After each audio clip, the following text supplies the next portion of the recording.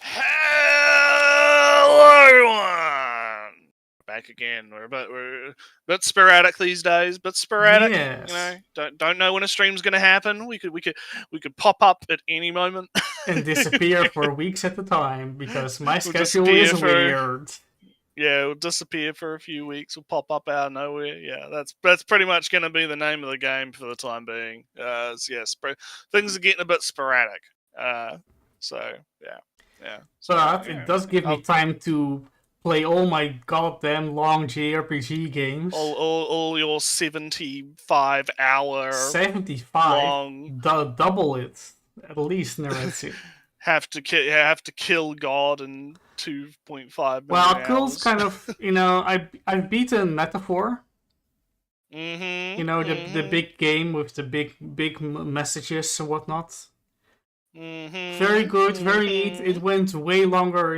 I was, when you're in front of the boss door, and then oh damn, all right, I'm fighting the boss, and it's boss time. And 5 hours later, you're still playing the game. And when I last left off, I said something like, my mission is how to kill the boss, and so I went there, and that didn't happen. I had a whole extra month in game to do all kinds of stuff. And look, you got to get that all those collectibles and all those little social links and some supporter conversations and quests done and whatnot. No, very good game. Do recommend it. Nice messages, nice mechanics. I would be tempted to do the New Game Plus because it just carries over all your upgrades and your abilities and also your money and all your equipment. So you can, level 1 equipped with your golden plated super magic armor. And all that fun stuff. But I would be doing that if I wasn't just right after finishing Metaphor. The day I finished Metaphor, I started Xenoblade Chronicles X.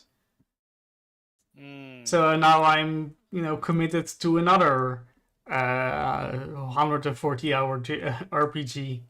And I have to finish this one, Neretsu, before Nintendo does their next game. Yeah, Switch 2 time. Yes. New games. Neretsu, I haven't talked to you about it, but I am actually free the day the Switch 2 does their announcement, but it's, from what I know, it's like in the middle of the night for you, and it probably would be, yeah. Usually it's like either way late at night or early in the morning when they do announcements and shit. And I mean, it's probably just gonna be like, because I mean, we already kind of know most of the details. Yeah, but there's like the OS and the features and the games and what games are coming out day 1 and 2 weeks later and 2 months later.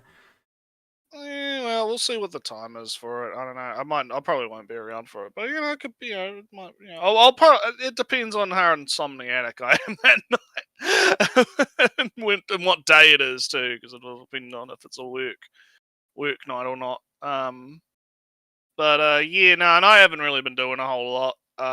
Because the only real major thing was GFL 2's Clue-K event came out, so everyone's been gushing over Clue-K. Bloody the game got up to fucking whatchamacalls it? It got up to top bloody listing in top chart, top charts in I believe Korea and Japan. So we got 10 free pulls. Hell yeah. Feeding us. They're feeding us, boys. No. It's good. And of course, other big news, my investments way down. Terrible. Line went down. Why do I have a feeling this 9 minutes is going to take 3 hours? Well, we'll see. We'll see, Drax. Also, yeah, we have been watching Red Ranger. Josh, I haven't. Been watching that. Well, I have, but you read it, so you don't have to. Yeah, you don't have to watch I know. It, what's going to happen. I've been watching it, so I'll be talking about it today. I've So, been yeah, that'll be spoiled by later. reading the manga. Yeah, yeah. But yeah, so your your number go down, Yes. or number go up. Now number go down. I haven't. I've hidden it in my banking app because I don't want to see it every day. You No, don't want to see number go down.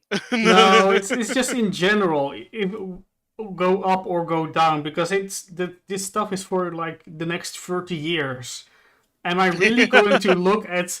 Oh, I got 2 cents today when it's Yeah, when it's hell supposed. yeah, hell yeah. Every Number day I'm go going to up. look if I'm got 2 cents up. Now I'm just going to hide it, and in a year I'll check what's happened to it. Oh no. No, Oh no. I'm like 5% down still, and just checked it for you Oh all. And now no. it's Oh hidden in my app no. once again. Goodbye. Oh no. I'll check Oh on you for no. in a year. What's happened to it? Oh boy. All right. Well, anyway, I guess if we're going to take 3 hours to do a 10-minute video, we might as well get started. Yeah. So this one was one that I think I found this one and I chucked it in It the has been queue at sitting in some the point. over there for a very long Yeah. time. Well, we were gonna do a video about shipping or whatever, but you pre-watched it and it turned out that it was literally just a guy going, "Well, that ship is bad and that ship is No, bad not and even this ship ship. doesn't." The writing of what the writers Oh, did in the show, he didn't right. like. So Okay. there's not even So people fighting over their fan fictions. It's I didn't like what the writers did. yeah, okay, yeah. So you ended up skipping that one and emergency pulled this one out of the fucking bucket. So old anime was weird, and I miss that. Do you miss weird anime, Ellie? Are you are you missing the days when anime was weird? Uh, you mean the weird animes like Lavina or something? I don't This know. is probably going to be the issue with the video. I feel is like I think I've mentioned like a big problem that we have is you've got people like anyone like born in like the 90s, right, is going to be like my generation of anime was the best and yours sucks, right? Hmm. And anyone born in the 80s is going to say the same thing about, or anyone born in the 2000s is going to say the same. Like everyone just kind of does that naturally, I feel. So you have this kind of issue where you'll just have like um people just being like, "Oh yeah, that 2000s anime was sucky, so you do you," and but the people that watch that at that time would say, "No, my generation is good." I say So I want, anime has been good for the entire time. Just watch more mm, shows. Just watch what you good. Just and what. I mean, and the other issue is every time a weird quote unquote weird right show comes out, it automatically gets fucking like decimated by the Twitter zoomies or whatever, right? Because they'll just be like, "Oh no, it's problematic, or it's sexist, or it's it's weird because it's no, it's got the right." So you kind of have to like, yeah. But we'll see what the guy has to say. But before we do that, I gotta grab my drink because I shouldn't do that. Mm-hmm. Clean the throat out. So yeah. There we go. Nice click on that one. Oh, Drex, how far are you in Xenoblade? Just say chapter or level name or something for your. Yeah, because Ellie was talking to me before the show about he was showing off his sexy Xenoblade girls. Yeah, I just fought the Gautier. We were going to a bit of the life hold, and we're mm. we're too late, and now we unlocked a new manufacturer, a new arms Oh dealer, and no, now we get sexy alien outfits. based, pretty based. But anywho, let's get right on it. Anime at the moment is better than it's ever been before. Hey, In terms true. of pure volume of high quality anime coming out right now, it's not even comparable to any other period of time. The state of anime is great.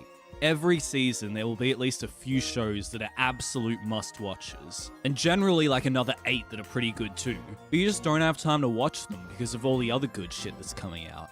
You can't really complain about the state of anime right now. However, there is something I've noticed that is completely lacking in most modern shows. As I've caught up with more and more older anime from before around 2010-ish, I've started to notice something that exists in the anime from those years that has become almost completely absent from modern anime.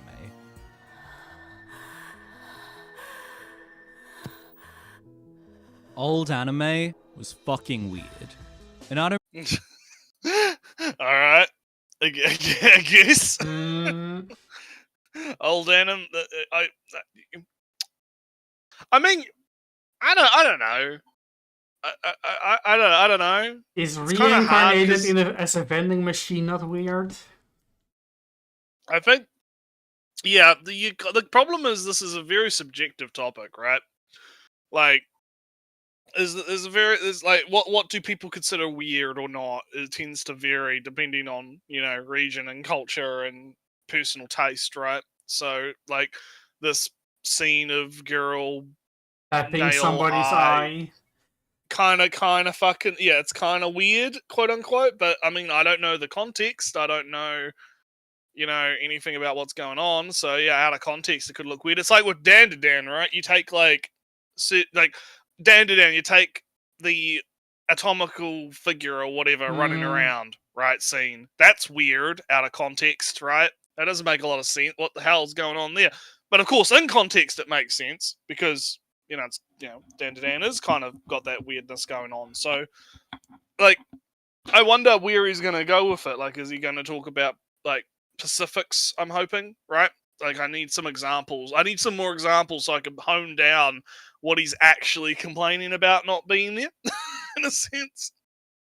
yeah, I'm Um, just now thinking and a little bit sneakily looking at any chart to just mm, skim through the shows, and yeah, there is so the Drax is saying, I could complain for an hour about how bad modern anime is. What drugs is this guy on? Just look at how they butchered Gundam. Now it's about Yuri baiting and cute girls. Garbo. hey, that's why I watch it. That's not why I watch Gundam. So too bad. I am the new fan.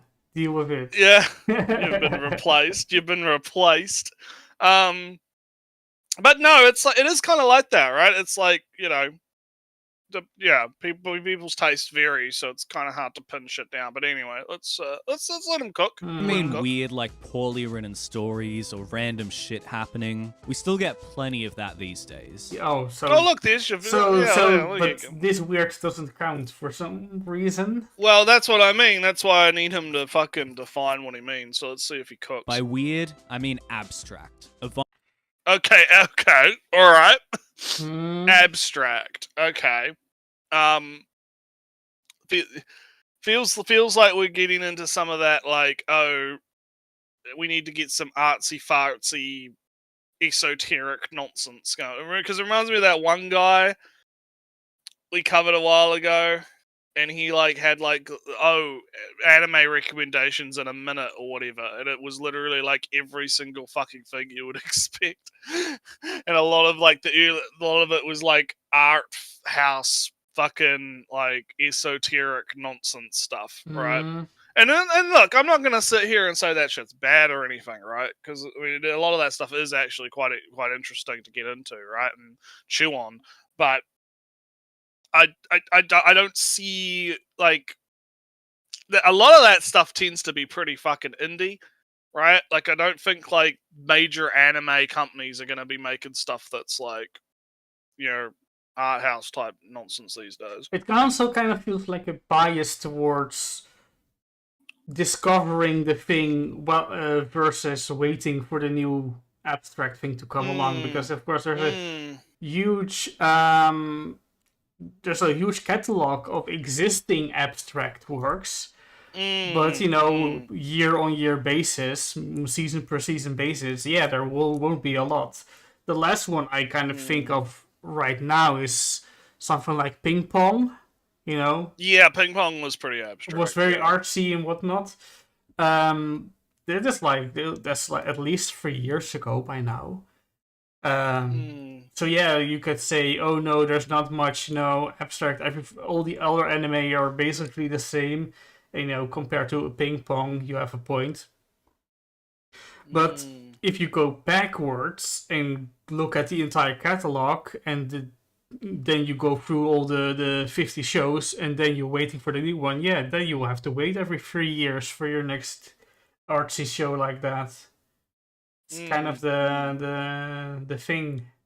I mean, I guess Panty and Stocking will be coming out soon again with a new series, new season. Is that artsy Yeah, and that's abstract? I yeah. guess. Yeah. All right. Well, let's see. Avant-garde, the kind of thing that should be premiering in the Louvre and analyzed The kind of thing that should be prepared.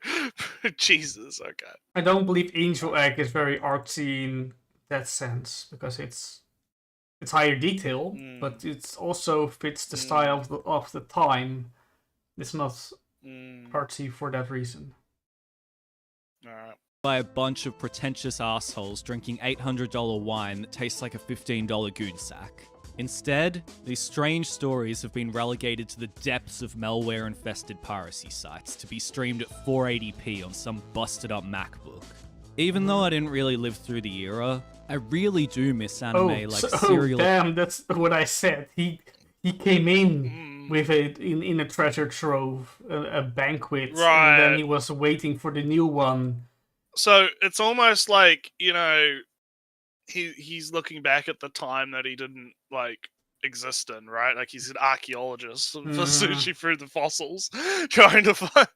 But I mean, he's about to get into some specifics. So like Lane, I guess, is kind of what he's talking about. But I, Experiments Lane, Technolize, Ergo Proxy, Perfect Blue, anime that aren't afraid to be out there. Perfect Blue is a movie. That's not the.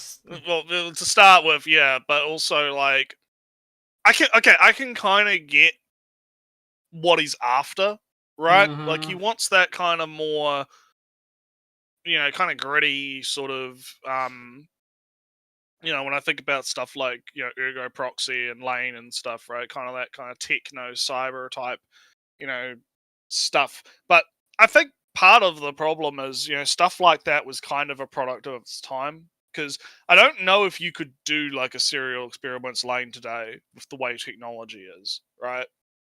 Because part of the style is like that kind of 2000s style of technology that was being used in that show in a sense, and that kind of adds, like, looking back at it, that now has like a completely different feel to it, right? But of course, I'm talking mostly about aesthetics here rather than like the actual stories and whatnot, right? So I'm looking through and I'm thinking the maybe he should look at that's demon the destruction. Have you heard of that one? No, I don't. It doesn't ring a bell when you say the title, but if I see a picture of it, I'd probably. It's Yeah. Oh yeah, and yeah, Ugo, yeah, because Five-O's like Ugo Proxy means Ugo Proxy and all that stuff is good, right? It's just like I'm thinking about like what does this guy actually want, right? And yeah, if he's saying, fucking "Oh, the I want title, more, I maybe want it more, will get some. Oh. I want more stuff," I want more stuff from the the Ugo Proxy side of things. Yeah, I feel Oh no. that demon destruction is kind of in that huge catastrophe, apocalyptic event happened, and people try to live with it, deal with it. Um, Bad things happen, people die around them, but they'll have to keep on living themselves. Inspector, I don't think Inspector hits those vibes for the same vibes. It does hit that nice mystery and bigger plot vibe. Inspector is helped because it's adapted from a novel, of course. Fans proper fiction, proper mystery novel. But that Demon Destruction hits that slight depressed vibe, what he might be looking for. Well, let's see what else he's got to say. They'll have scenes that seem out of place and don't make any sense until like 6 episodes later. When the characters speak, it's like all of the dialogue is being machine translated through 8. Okay. I don't even know. Okay, this is sounding like he doesn't even know what the fuck he wants. Because like, I'm trying to track here, right? Because he's like, okay, we need more shows like Serial Experiments Lane and Aerial Proxy and all that. Shows where like, what did he say? Something about episodes? I'm having a fucking brain fart. Hang on. Let me listen to that again. That seem out of place and don't make any sense until like yeah. He's like, episodes seem out of place and don't make any sense until like 5 episodes later or whatever, right? And it's like, was Lane actually like that? Was Ugo Proxy actually like that? Right? What do you mean? He should go watch Darling in the Franxx or something. Maybe. Or maybe I don't know. Why doesn't he go watch Cyberpunk? Yeah, Cyberpunk's pretty good. Yeah. But it's like, but this is what I mean, right? Like, he's kind of working off this very vague definition of what weird is, and he's not really like like a lot of the things he's talking about just seem like kind of saying a lot of words to say not a lot, right? Like, because I could come here and I could say, Ellie, I want to see more itchy shows, right? Yes. I really like stuff like, what would be a good example? Just off the top of my head. I'll just say Televeru off the top of my head, right? The big one. Because that's something everyone knows. Right? Like, I really like Televeru. I want to see more stuff like Televeru. These kind of like, romance, harem type animes with all the slapstick, ecchi comedy in them, right? We don't see a lot of those anymore or whatever. I could say that I could make an argument about that, but I would be like hyper specific about like, I want these particular elements, right? I want the harem, I want the slapstick ecchi comedy, I want, pretty decent animation for it, right? With this guy, what it feels like is he's going like, instead of just saying, I want kind of like a cyberpunky or tech punky, semi-futuristic show, high concept, which has some high concept, good words, Ellie. Hey, good words. You're good English today. good. You should go watch the new Automatus anime. Yeah, there you go. And that's what I mean, right? Like you could boil down what he's saying to just be that, right? Like high concept, tech stuff, right? But he's kind of like beating around the bush a little bit here with a lot of how he's like describing what he wants, and it makes it actually really hard to like think about. Well, is there something out now that could fit that bill, right?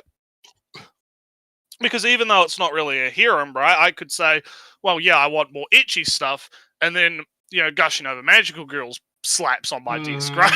Right? All of a sudden, I'm fucking satisfied, right?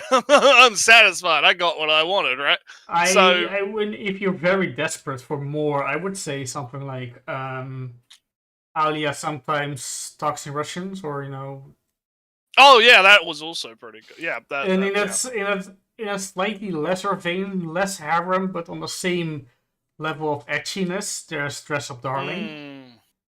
So you got options. Or, the cat fucker show as you are watching it. I could do a quick thing about that. I might do that in a sec. But my point is, Ellie, is like you're able to kind of pinpoint all these things because I was hyper specific, right? Because I was like, I was very clear about what I actually want. This guy's not being very clear about what he actually wants, right? And then fucking the cat fucker show, like that ended recently. I did watch the whole thing, and it was mid.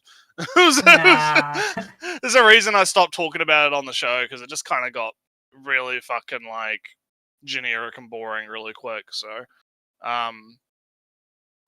Drax is like, I should have a magic wheels vegetarian itchy. I need something with a room with a man in With some meat, a it. slab of meat. And he needs something with a man. Yeah, a slab of meat. Yeah. Sausages, you mean? maybe. But no, jokes aside, right? Like, yeah, let's continue. Let's see what the guys got to say. Maybe we can course correct. We still got time. Episodes later, when the characters speak, it's like all of the dialogue is being machine translated through 8 different languages before coming back to you in an incomprehensible mess. There will be full 60-second shots of a candle just flickering. Then a character will silently scream while the image twists and blurs. This kind of thing just doesn't exist in modern anime. This kind of heavy emphasis on symbolism and willingness to let the audience interpret abstract imagery and conversation, rather than holding their hand through all of the lore so that nobody's confused. It just doesn't happen anymore. I obviously don't think that every anime. Oh yeah, there's ping pong there. Look, yeah. No, I was thinking, right? So there's also Tanya the Evil. It's of course an older show by now, but it does have this higher concepts of self-determination and also just what motivates man. What does man fight for? What does man stand for?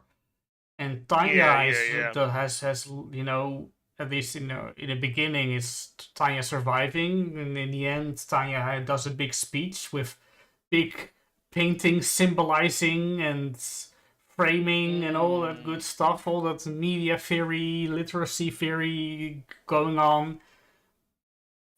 But has he watched Tanya the Evil? Is that something does he consider that also something in his? I don't feel. I feel like he's after, like, again, that very like abstract art house type shit, right? Which, admittedly, yeah, I don't think there is a lot of that coming out, but that's just because, well, it takes a shitload to. It never. It takes a shitload to make, yeah. At no point did it ever come out in droves every season. Yeah, that's another point. Like, because I mean, Lane came out. Like using the examples that he had, right? Like, what else came out around those times, right? Like, I mean, between Lane and Ergo Proxy, there's years. So is he going to? Yeah, yeah. It's a bit like, yeah, pretty much. But anyways, keep going. May needs this kind of storytelling, and I don't want to see weird abstract shit just for the sake of it.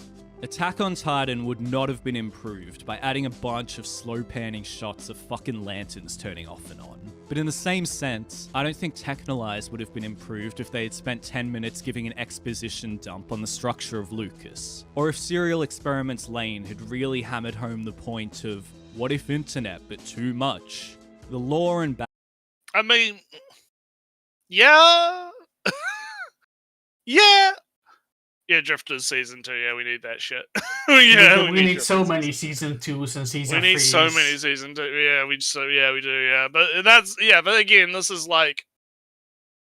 I mean, I don't disagree with what he's saying. You can't just toss it. Yeah, but this is shit for the sake of it. Agrees. But it's not.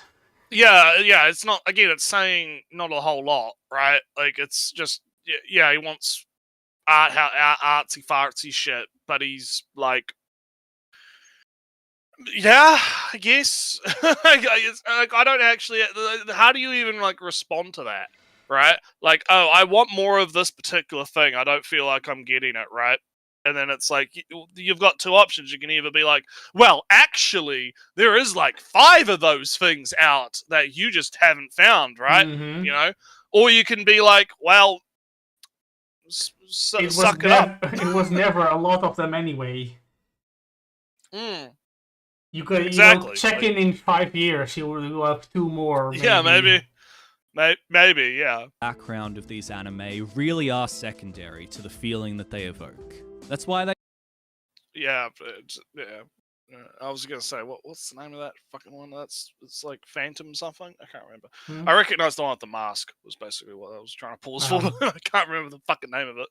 They can not only get away with having a bunch of dialogue that isn't fully understood, but they're actually improved by that abstract structure, as it opens up the story to further interpretation.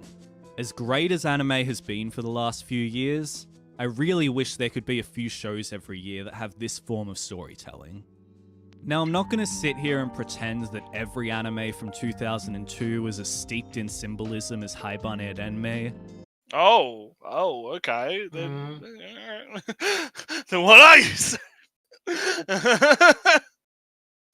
Oh, These man. kind of Have you shows never were watched still very much in the minority. Galaxy?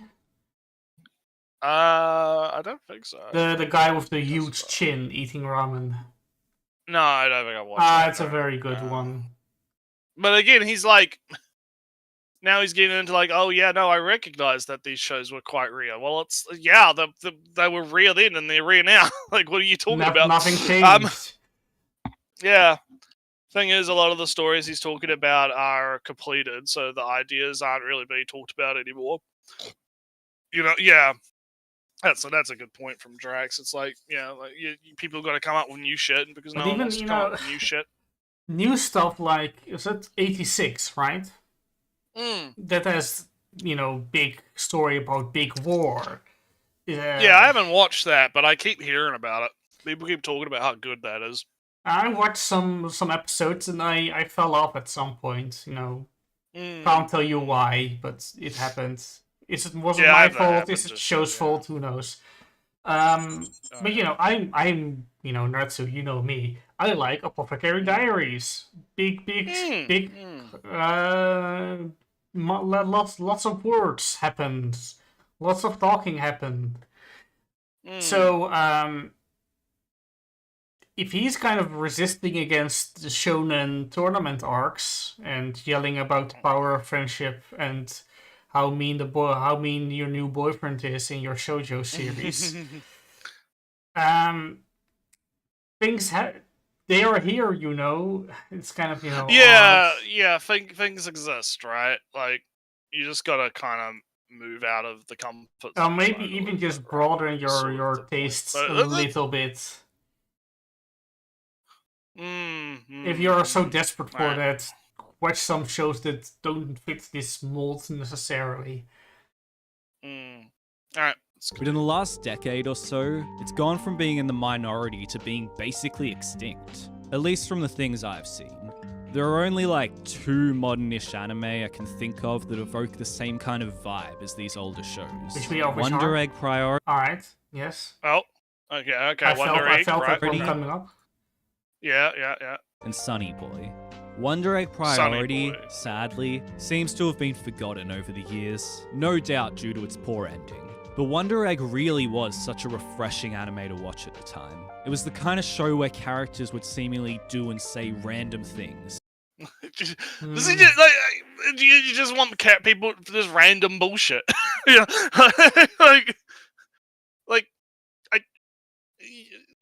I don't think that the fact that the characters did random bullshit was what made Wonder Egg good. I mean, I didn't watch Wonder Egg, right? But like, I don't know. I have a feeling like that's not really the thing that made it good, right? Or made it different or feel different, right?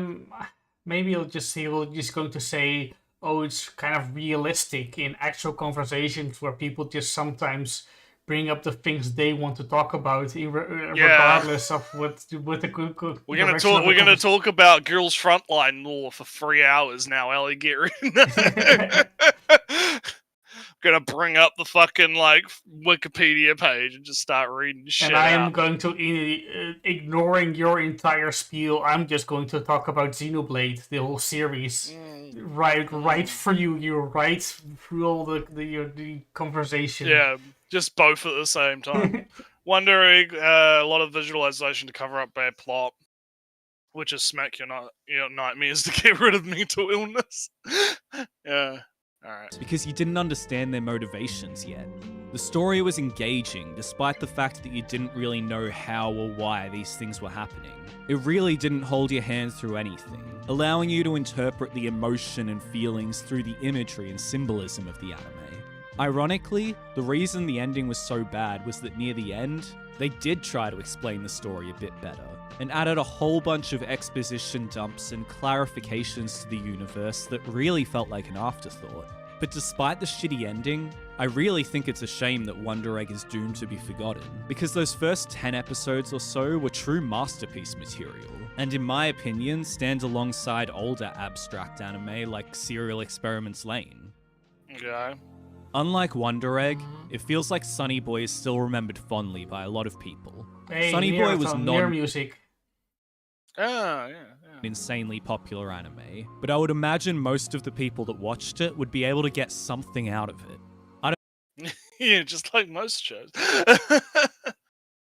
Yeah, I don't know anything about Sunny Nah, Boy, I haven't so I watched can't really either. comment If on it did, I don't know. I mean, if it did a lot of those animation thingies, what was just on screen, you know, tearing or just sliding. Yeah. We things got apart. CGI carousel in the background. Yeah, Ah. yeah. No, we'll let him kind of cook on it for a bit. But I Mm. don't really particularly like. This just feels like hyper Pacific thing that I'm after that I'm very bad at explaining isn't coming out much anymore. Right?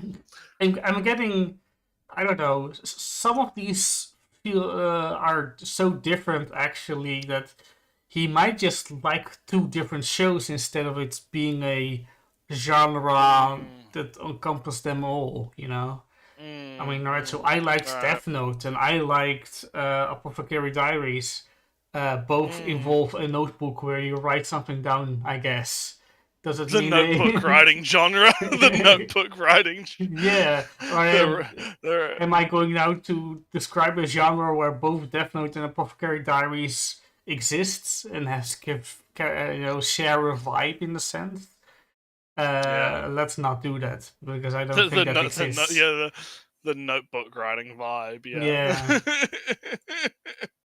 All right. I don't know if it can be considered as avant-garde as an anime like Paranoia Agent, but it still gave me a very strong vibe of some of those older anime. It's not so much that the story and characters are strange, it's the world they live in that's strange. So this causes the same confusion and interpretation of things for not only the viewer, but the characters too. I don't really want to get too deep into a Sunny Boy analysis, because it really is a spectacular story that should just be experienced as it is. Plus, I'm sure there's a lot of other videos out there analysing it much deeper than I ever could. So I've been talking about the fact that they don't make a lot of experimental, abstract anime anymore. But why? Why don't they do it anymore? Evangelion is one of the most... Oh my god, okay. I mean, the answer to that question is, again, fairly simple. It's just, most studios are going to go with stuff that they know is going to sell, for starters, right? And doing, high concept art projects, right? They're usually passion projects by particular directors or animators, right? And are usually done, at least nowadays, are going to be done via, independent funding or via, as, passion projects that they do on the side, right?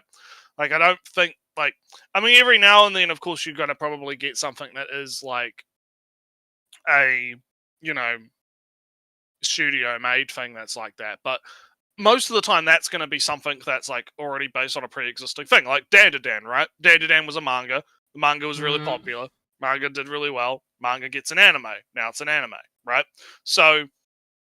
because I kind of get this is kind of like the anime original argument, right?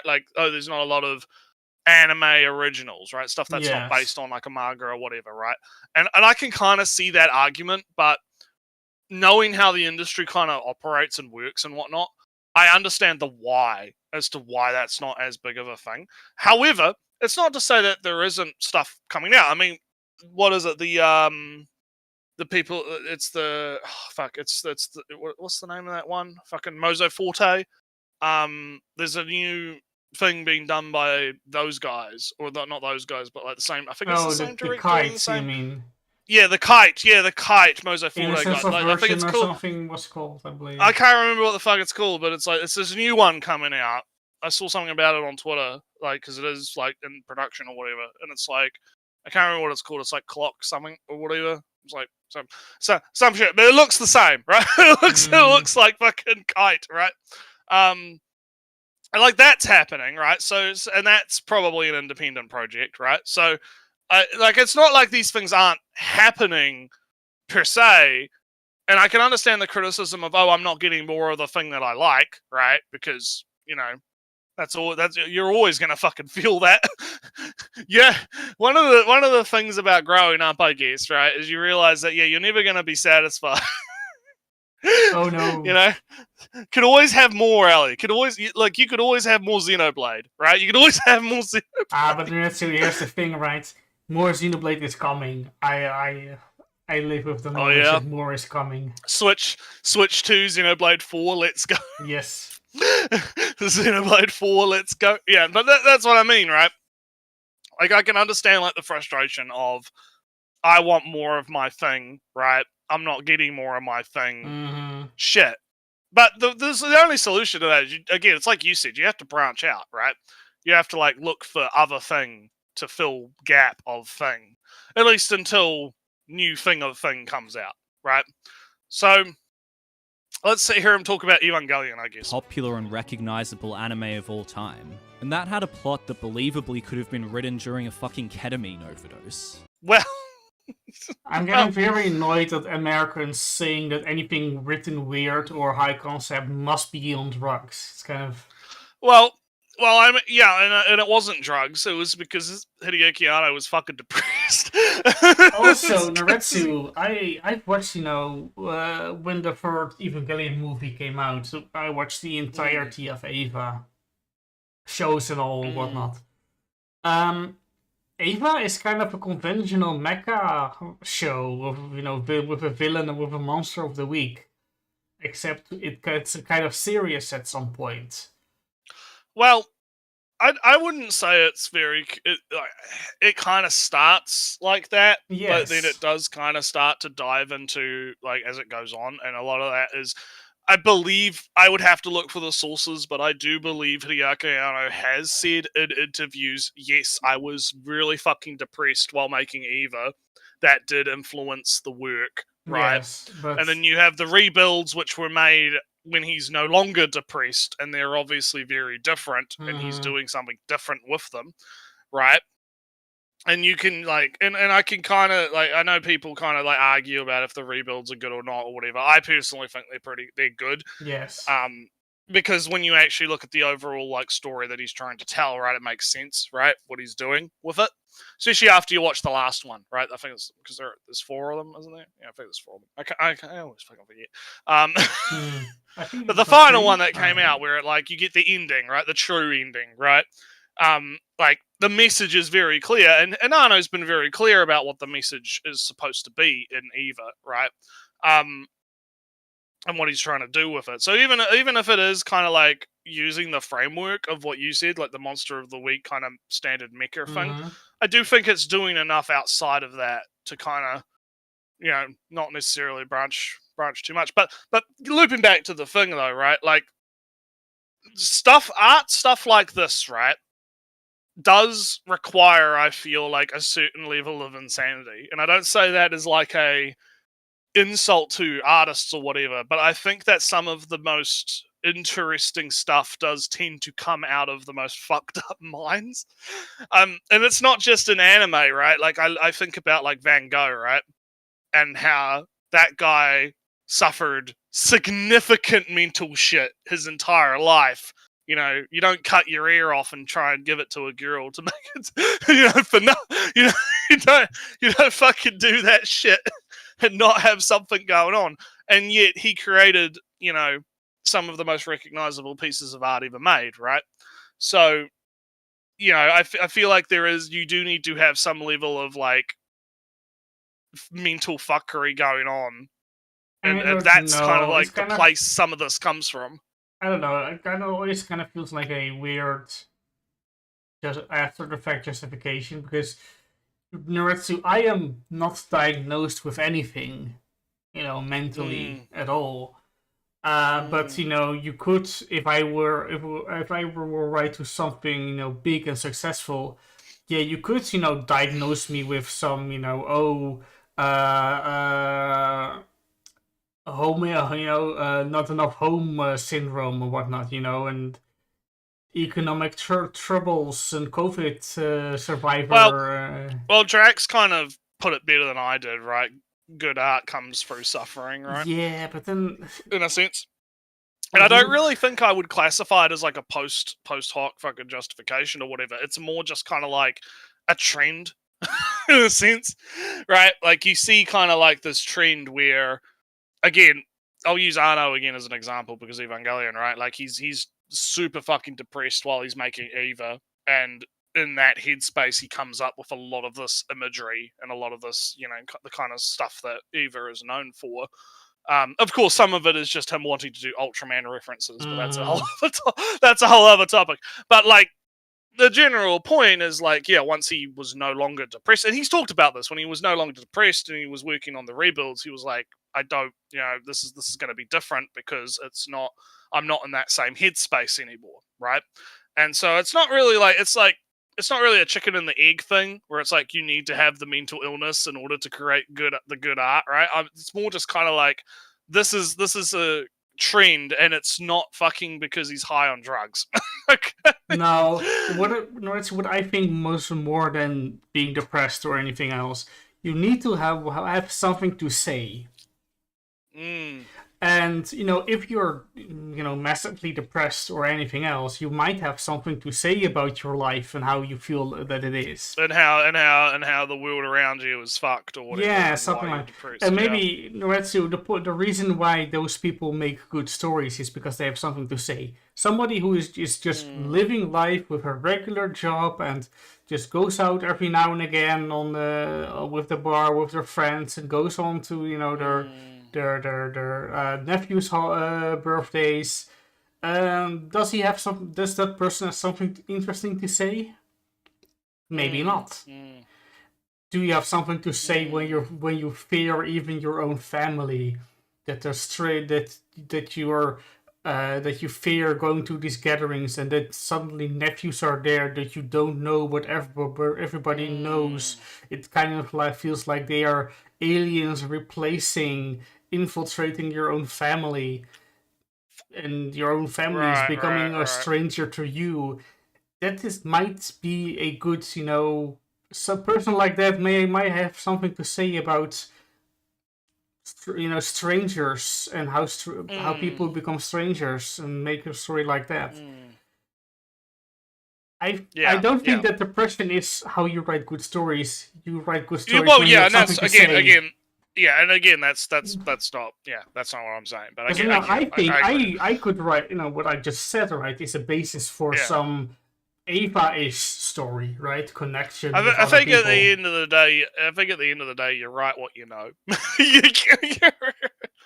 As the old adage says. But anyway, let's hear about how Ava is drugs or whatever. And an ending so abstract that they had to later make a movie to explain it properly. Then a lot of people still didn't get it. So if a show as popular as Evangelion can have this kind of storytelling... I don't... Well, they did get deference over Eva, so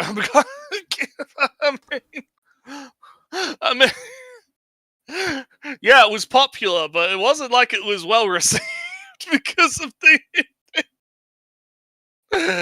at least I recall that. Yeah, they got like apparently they got deference, or they got there was some controversy around it. Like, yes, I don't think it's easy. I don't think you can just say, oh, yeah, it was popular and had all this esoteric stuff in it, and it was great. It was fine and dandy. Like nothing bad happened, right? It's like no.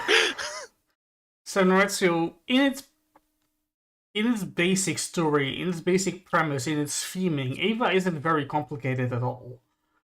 It gets complicated when you try to explain every detail. When you're trying to, when you try to make the metaphors real, it becomes weird. When you explain the mechanics of how giant ray is turning people into crosses of light. This is a metaphor for God and Eve. Then it becomes very, very difficult to explain. But Eva on its own is very easy to explain. It's about. I mean, if you, I'll let you go. Yeah. It's about how you are always alone. You only know yourself, and other people are always foreigners in a land that speak another language. You can't connect them soul to soul. And Ava is about this huge barrier between people, and then the solution is, of course, to all become one, etc., etc. And then the rebuilds are basically don't let your hobbies fucking consume. And whatnot. The general don't let yourself become the hedgehog, and like those barriers you're talking about are self-inflicted by people. They right? are real, and they're real. Yeah. And they are transparent. And the key one is obviously like, because a lot of people online, this is where they fuck up, right? Is they think that Arno is being anti-otaku or whatever. And it's like, no, what he's saying is, no, you should hold on to the things that you enjoy and the things that make you who you are, but you should not let those things consume you to the point that you detach yourself from the world around you.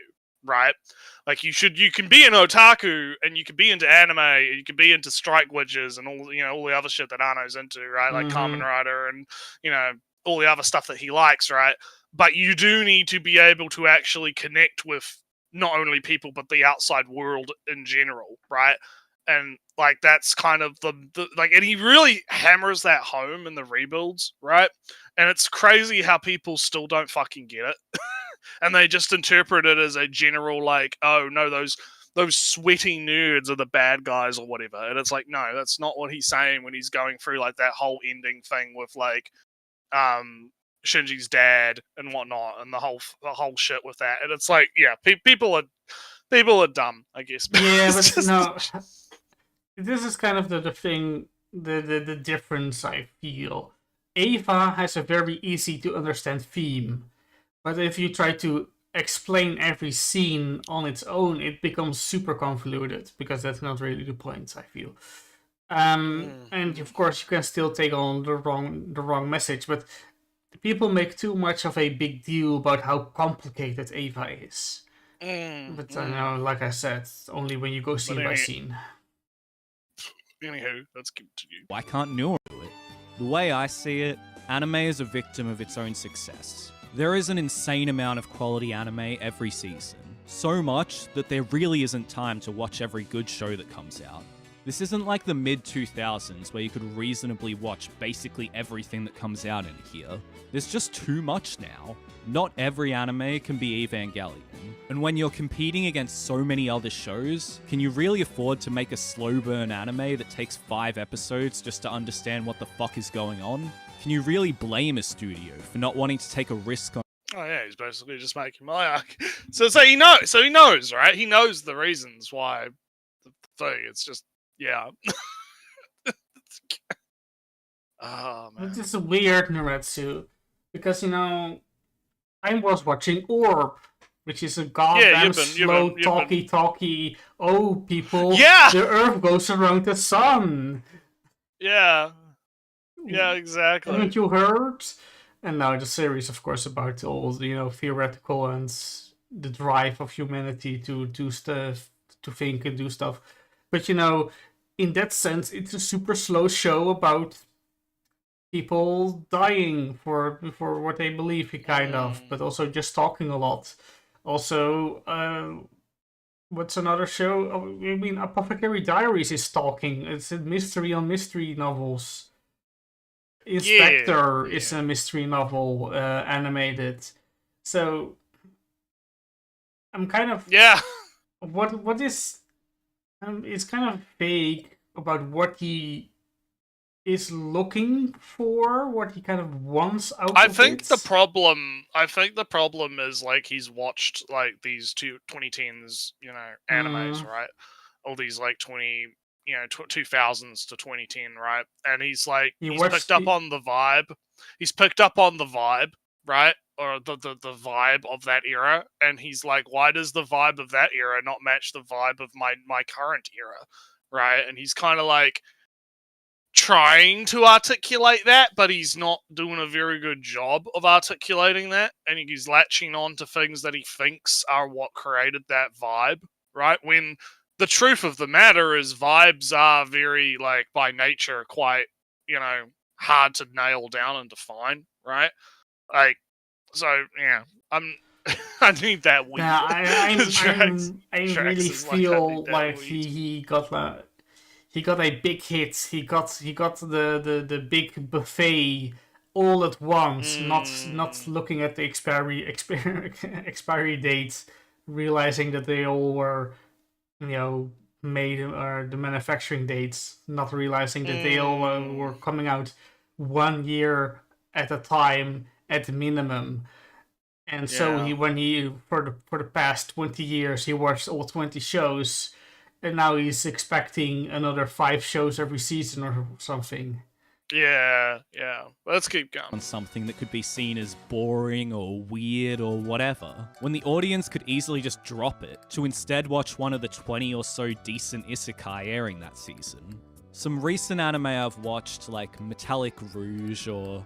Oh god. I watched it in entirety. You too, right? Yeah, we did. We talked about it on the show. It didn't go very well. Didn't live up. It went weird directions. It's focused on weird stuff. It's meandered here. The ending was really bad. The ending was really jank. Oh, fuck. But it's interesting because I feel like Metallic Rogue is actually the kind of thing that he's talking about, but the problem is that it's bad. It needed 20 more episodes, really. It really did, yeah. It really did. Like, because I'm remembering when we talked about it on the show, and it was basically like, this is, like, the concepts being explored here are actually interesting, right? And there is some, like, interesting shit going on, but they really rushed the fuck out of it. Yeah. Like, it got rushed real hard. And, like, that's part, like, the production's fault, I guess, for not, like, writing the story with 12 episodes in mind, right? Because you have to, like, because they must have known, we only have this many episodes to work with, right? And part of the budgeting, right? Mm-hmm. So we have to, like, we should probably write the story with that in mind and not, like, think about, like, we're probably not going to get a second season, so let's just make this a single contained thing, right? But instead, what it seems like they did was they made, again, that 24 episode anime in 12 episodes. And it's the first part of it is all right, but then you start to get past the halfway point and you can really start to feel like they want to fucking rush to that fucking ending. And then, I remember, Noretsu, you were talking like, first episode, cool. We're both into it. Second episode, you were down on it. I had faith. And then the third episode was like, oh, we're back in. And so like, Noretsu. We're back. We're so back. We're so back. Noretsu, I told you to have faith. Third episode, here we go. And then it was just slowly drifting downhill from the just slowly losing it, It's fucking such... And again, it was really disappointing because it's like, there's some interesting stuff going on here. Like, there was some really interesting stuff in Metallic Rogue, but and that, again, that feels like the kind of thing that he's talking about, right? Like, Metallic Rogue is definitely in that kind of vibey ball camp, right? But well, let's see what he's got to say. Majo to Yaju really Alright, so that's another one. I haven't watched that. I don't know. Feel like they should have had abstract and experimental stories, but both of... What do you mean? What do you mean? Metallic Rogue was fucking that, though. With all those special nouns of all the concepts they introduced. All the nouns and the concepts and the AI shit and the robot and shit. The aliens and the different aliens. The aliens, the fucking fish tank aliens and the ship. Fucking... Oh, we have the good aliens and the bad aliens. But are the good aliens actually good? Because they are kind of just dictating what humanity is going to do, and the bad aliens just want their own place, and the good aliens want to exterminate the bad aliens for being bad. And what the fuck are you talking about? Like, just because the animation wasn't, like, super fucking, like, esoteric, I guess, or whatever. Like, that's the problem, I guess, with it, is what he's getting at. But it's like, Here's the thing: did it need that? Did it really need that? I don't think so. No. I don't think it needed that. I think the animation was probably the one thing where I was like, yeah, no, it's fine. You know, it was all right. Yeah, it was passable. But anyway, All of them had massive exposition dumps all throughout to make sure the audience was never confused about what was happening. And in my opinion, their stories suffered because of this. It just feels like slow. Well, at least I don't know about the other show, but at least in terms of Metallic Rogue's thing, that exposition dump problem is 100% due to the 12 episodes. Yeah. Right? Like that's 100% because they had to rush through that shit, right? They can't. Like, you need to have more episodes so that if you want to do that slow... Like, if you compare it to, like, Frieren, right? Like, because Frieren got its, like, double core right off the bat, right? You can feel, like, yeah, no, they had time to really kind of pace things out. You know, you get to spend a little bit more time chilling on certain things, and you don't have to have massive exposition dumps.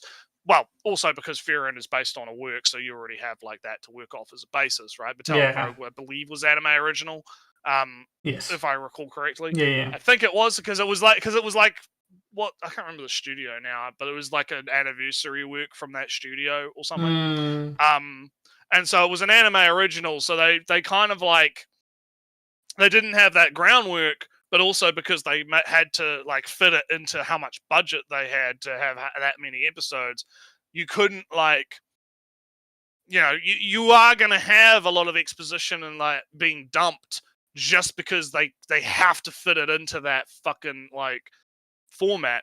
Whereas if you have something that has, you know, how fucking 50 episodes, right? Or, you know, even more seasons, right? You're able to kind of pace it out and be able to linger on stuff. Yeah, so Eureka 7, right? Eureka 7. 50 episodes about their whole fantasy world where they surfing in the air on Trapar and I forget how the alien or the consciousness, how that's called, but that's a thing. And there's... Yeah, it's because it's been a while, yeah. Oh, it's been a very long time. A big tangent in Retsu. There's been a kind of a project to redo Eureka 7 again. And I didn't know Naretsu, but the director of Eureka 7, wrote the whole thing, la la la la la, and then came the ending. And the director had an ending in mind, and the rest of the staff, the animation studio, was like, no, that's a terrible idea. He got just you're dumb. And then he got kind of just vetoed out of his own story in the studio who did their own story ending. And the fans were like, oh, good ending, you know, clap, clap, clap, clap. And that director has been seething ever since. And every single new Eureka 7 thing, Naretsu, has bad endings. Has terrible endings. And now he's on a revenge path to rewrite the original thing also, to get his ending that nobody has ever liked. Slight Giga Chad move, I guess. Is it a Giga Chad move if nobody likes you because of it? Oh, fuck. But anywho, let's keep going. Slower-paced anime is becoming less relevant in general. And not because I think everybody's attention span has been fried from TikTok or anything. Well, again, it's like he's limiting like slower, but again, that's because 12 episodes. But also, right? watch Apothecary Diaries or something. Watch Apothecary Diaries. Watch Orb. Watch Orb. Watch fucking Just Be Me. Watch my shows, I guess. Yeah, and so it's kind of like, you know. I haven't seen any Bakemonogatari stuff in this reel. Go watch the 5-6 seasons of animation worth. Go watch again. Like you need a show that was written with the 12 episodes in mind, right? Or you need a show that has more than 12 episodes. Inspector fantasy mystery novel. Go watch that if you want some super slow paced people talkie. Yeah. Yeah. But because people don't really have time to give an anime half a season to see if it will maybe be good, when there's other anime out there that will, in the first... Oh yeah, Kaiju's getting the second season of that's coming soon, actually. It's gonna be good. Yeah, I saw that announcement somewhere, but I forgot. Yeah, there's been a lot of announcements happening on Twitter. Excuse me. I might have to go grab another drink because my throat's going out again. episode tell you exactly what they're about and whether you'll like them. There is another interesting reason I can think of that might explain why these kind of anime don't get made anymore. The anime I've mentioned in this video, almost all of them are anime originals. Even... Oh, here we go. Yeah, here we go. Oh, yeah. Future site prediction. This was going to come up, yeah. Evangelion, Lane, Ergo Proxy, Sunny Boy, Wonder Egg, and so on. None of these are manga adaptations. They were all made to be anime. I'm not really certain why it worked out like that. I guess drawing 15 pages of a bonfire raging for a manga just wouldn't be as artistic and symbolic as it would be for an anime, where you can add a nice soundtrack or whatever. Why is he so... Mushishi is the slowest ass anime ever in the manga adaptation. Why is he... Yeah, you're right. Oh no, manga is so fast paced. What Mushishi? Yeah, and that's not it. Well, this is the thing, right? Like, and the problem is like adaptations, right? Like, an adaptation has to like.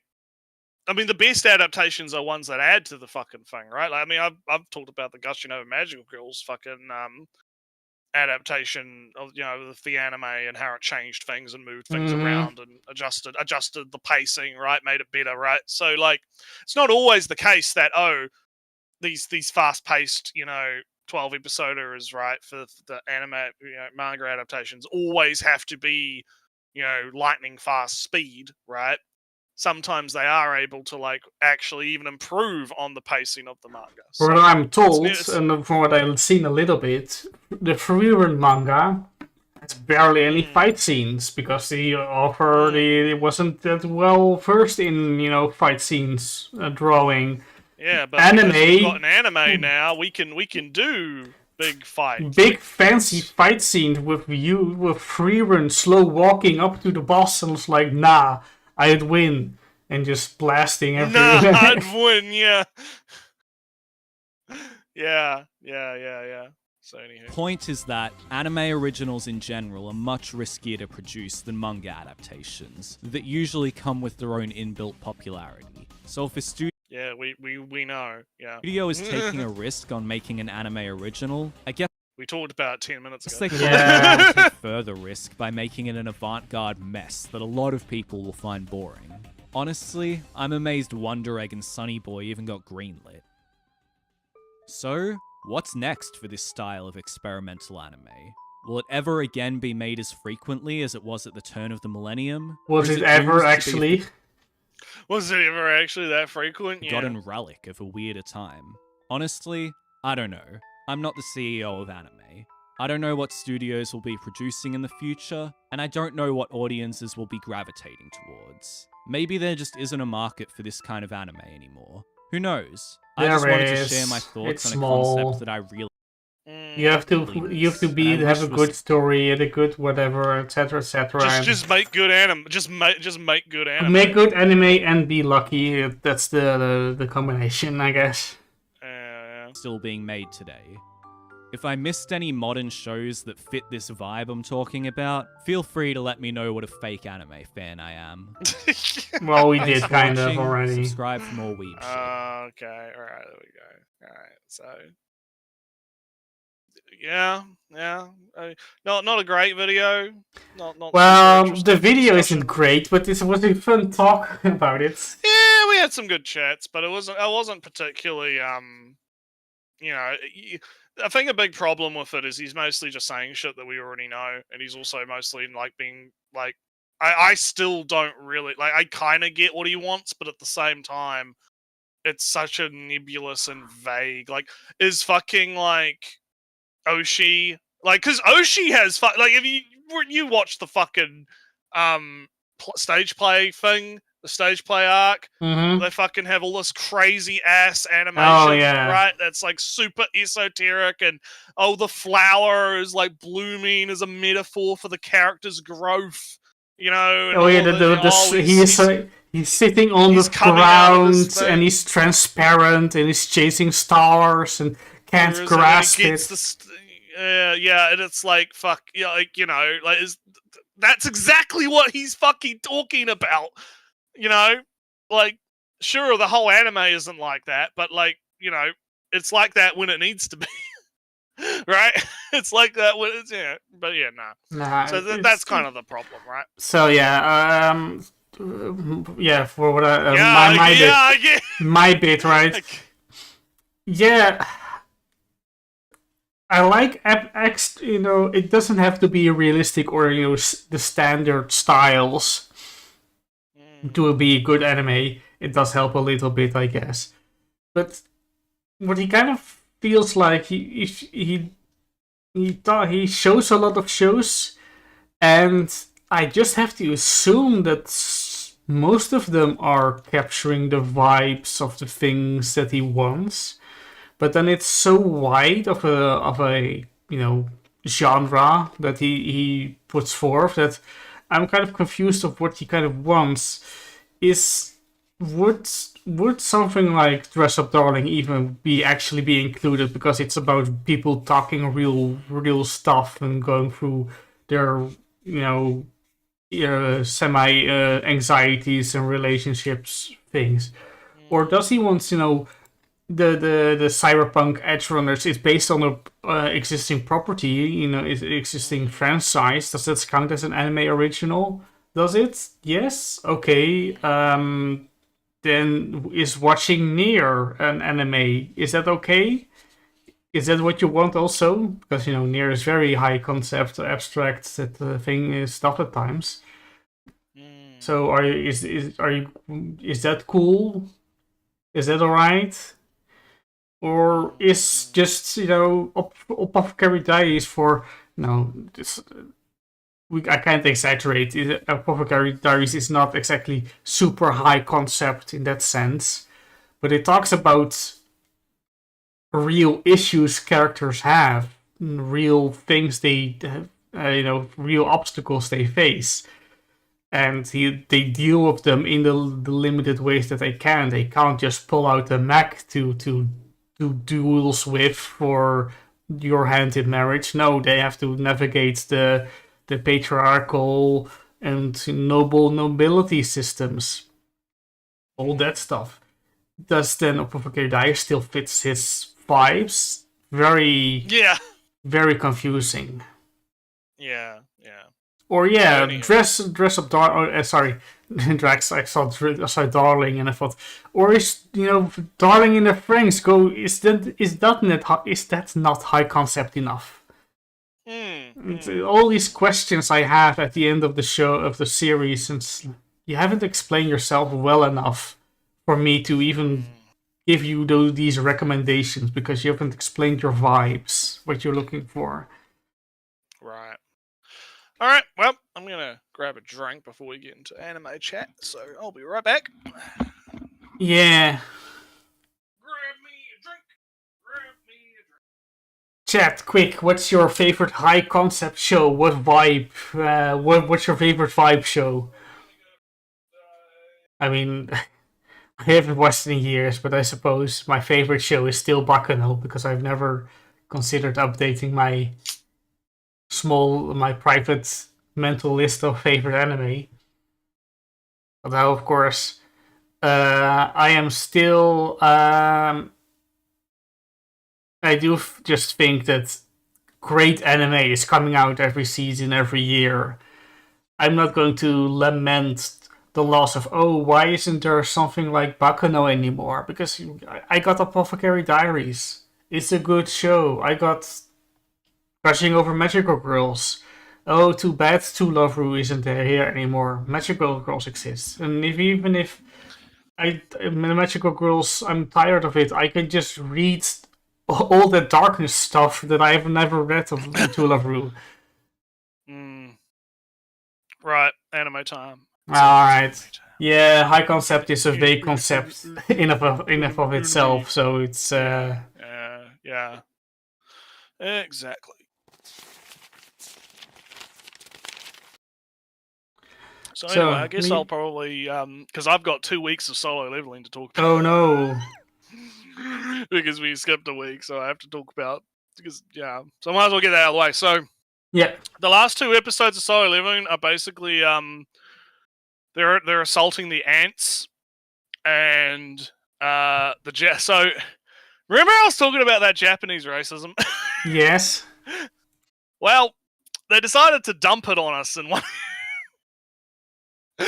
because what happens is in the episode the current so I'm going to be kind of talking about both episodes together in a sense. So I might be jumping between episodes, right? So just keep that in mind, right?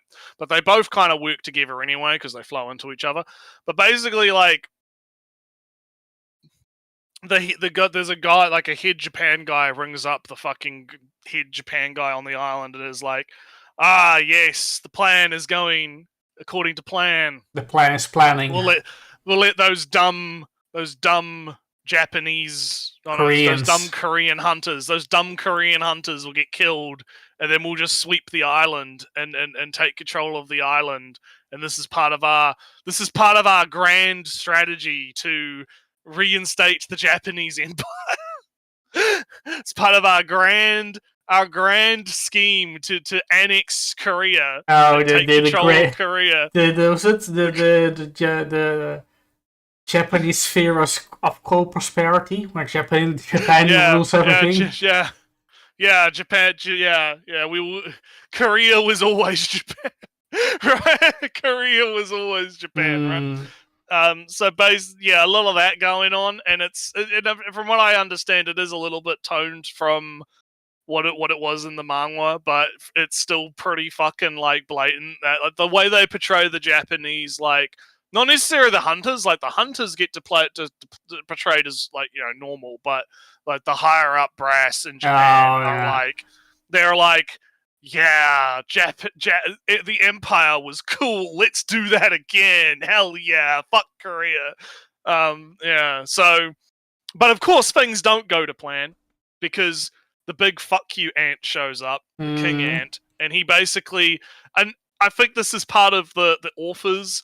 Japan, like, so you have Japan racism, Japan being portrayed as racist, and then you have Japan racism, the author is probably racist. Because he's like, oh yeah, all of these Japan hunters, they get fucking annihilated by the big fuck you ant, right? The king ant. He just comes through, it just one shot, heads off, heads, all of their heads gone. Not even a fight, Ellie. They don't even fight. They just get annihilated, right? No fight. They're just dead. You can go 2 ways if you want, big nationalism. You can go 2 ways, Noretsu. You can make yourself super unrealistically super cool and awesome, or you can make everybody else terrible and racist and incompetent. It's kind of going in both. He's he's doing some multi-track drifting now. He's doing. No, I reminded of because I'm Gate, right? I'm gonna get to it, but he's doing multi-track drifting.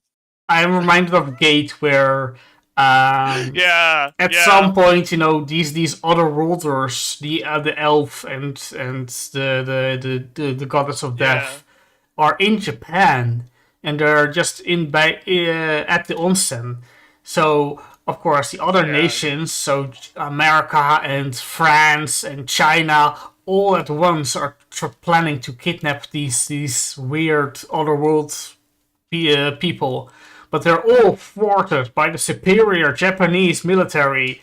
Oh, the Japanese self-defense force, so cool. So cool, they can intercept any nation at any time, anywhere.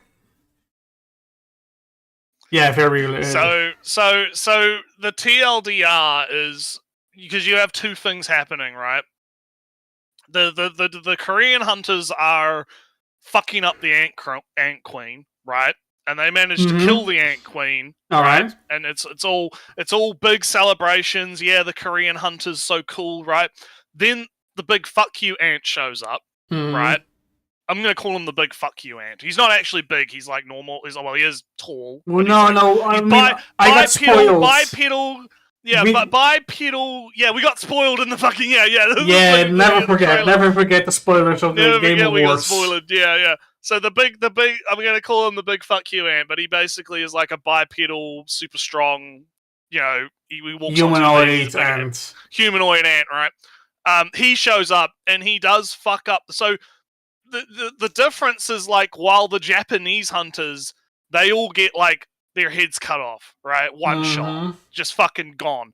The Korean hunters are able to like hold their own, and they're shown as like they get kind of fucked up, but we have the healer, and the healer is keeping us alive long enough despite having all this. We're getting fucked up. And then the healer gets found by the ant because the healer was in camouflage, and he gets killed. And then the ant like grabs one of the other guys and is like, "Where is your king? Where is your king?" And the guy's like, "He's outside."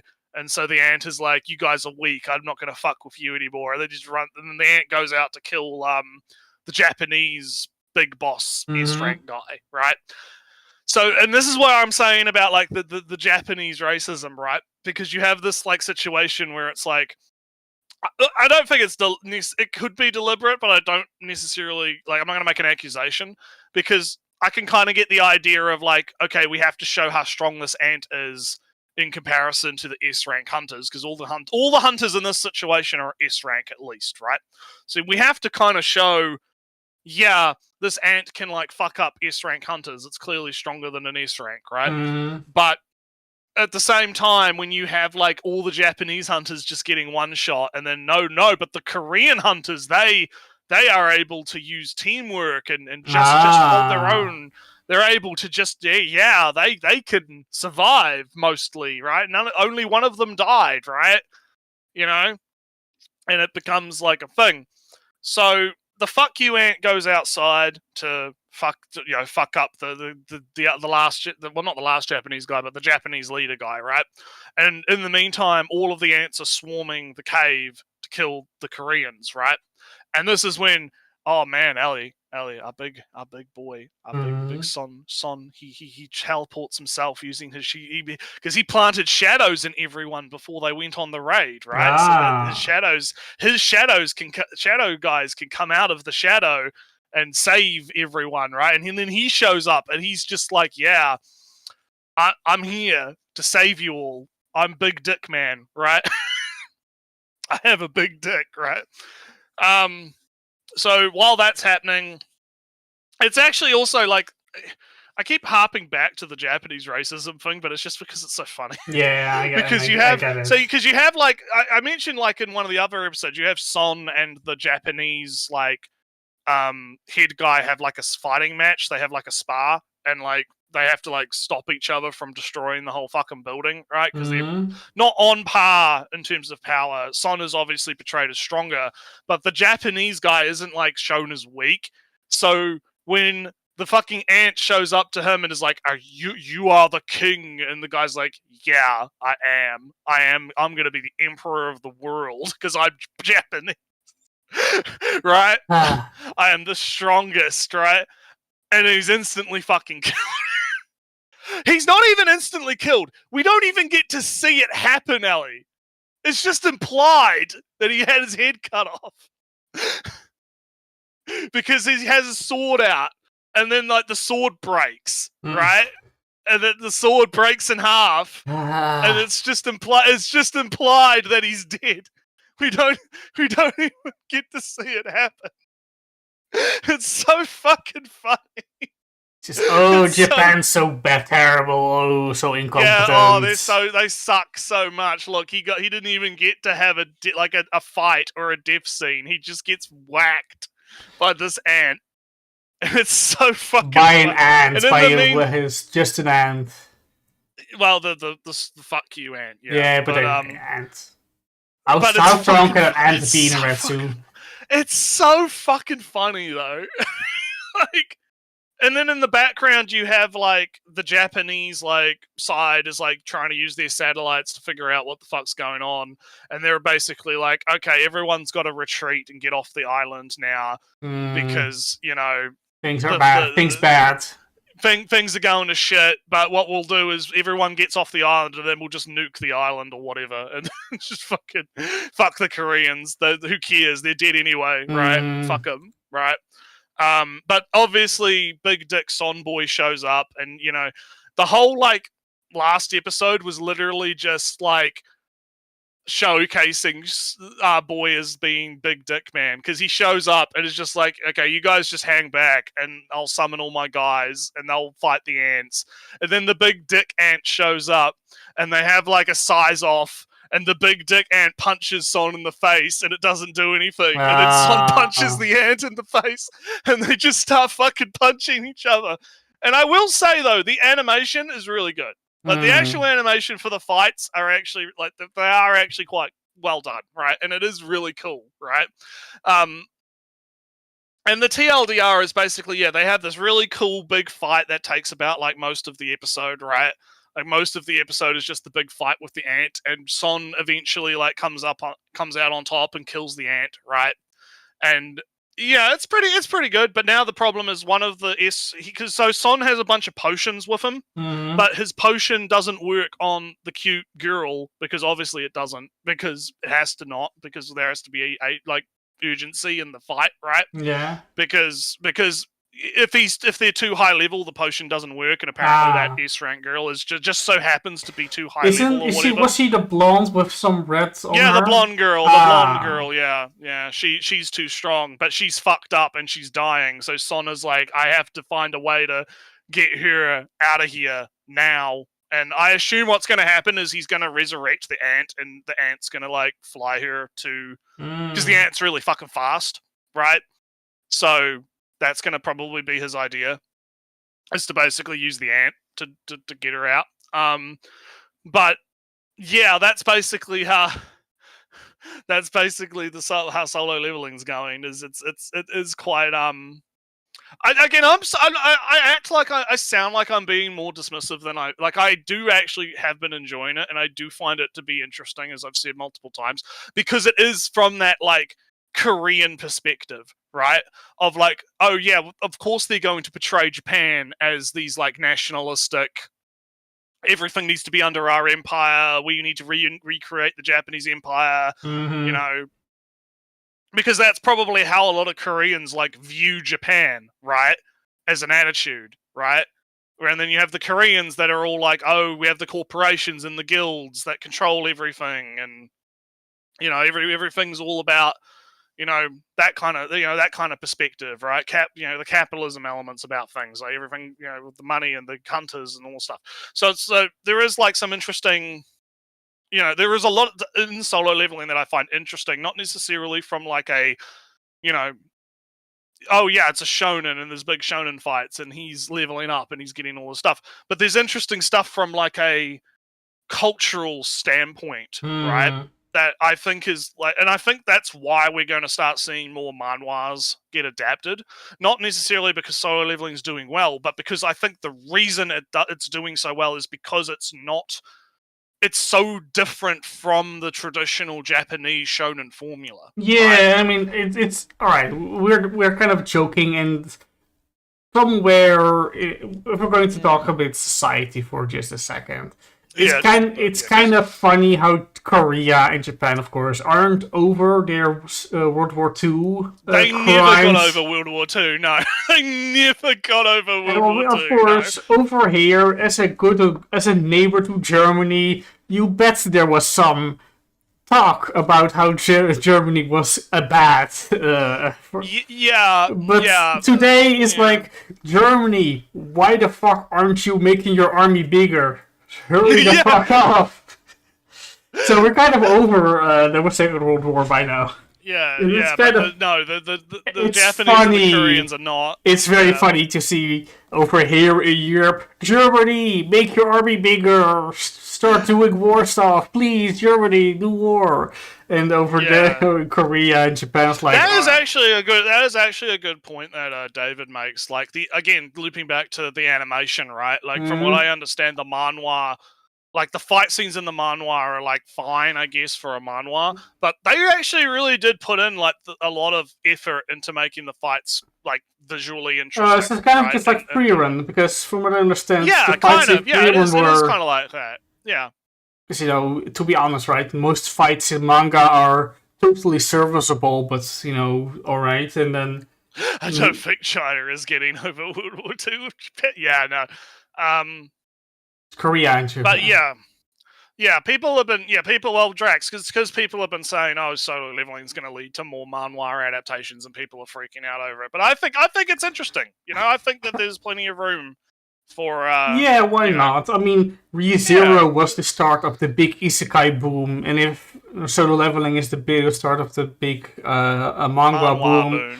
I mean, more good stuff is more good stuff. Solo leveling wasn't for me because they started to get really boring with their stupid boardroom talks in family restaurants.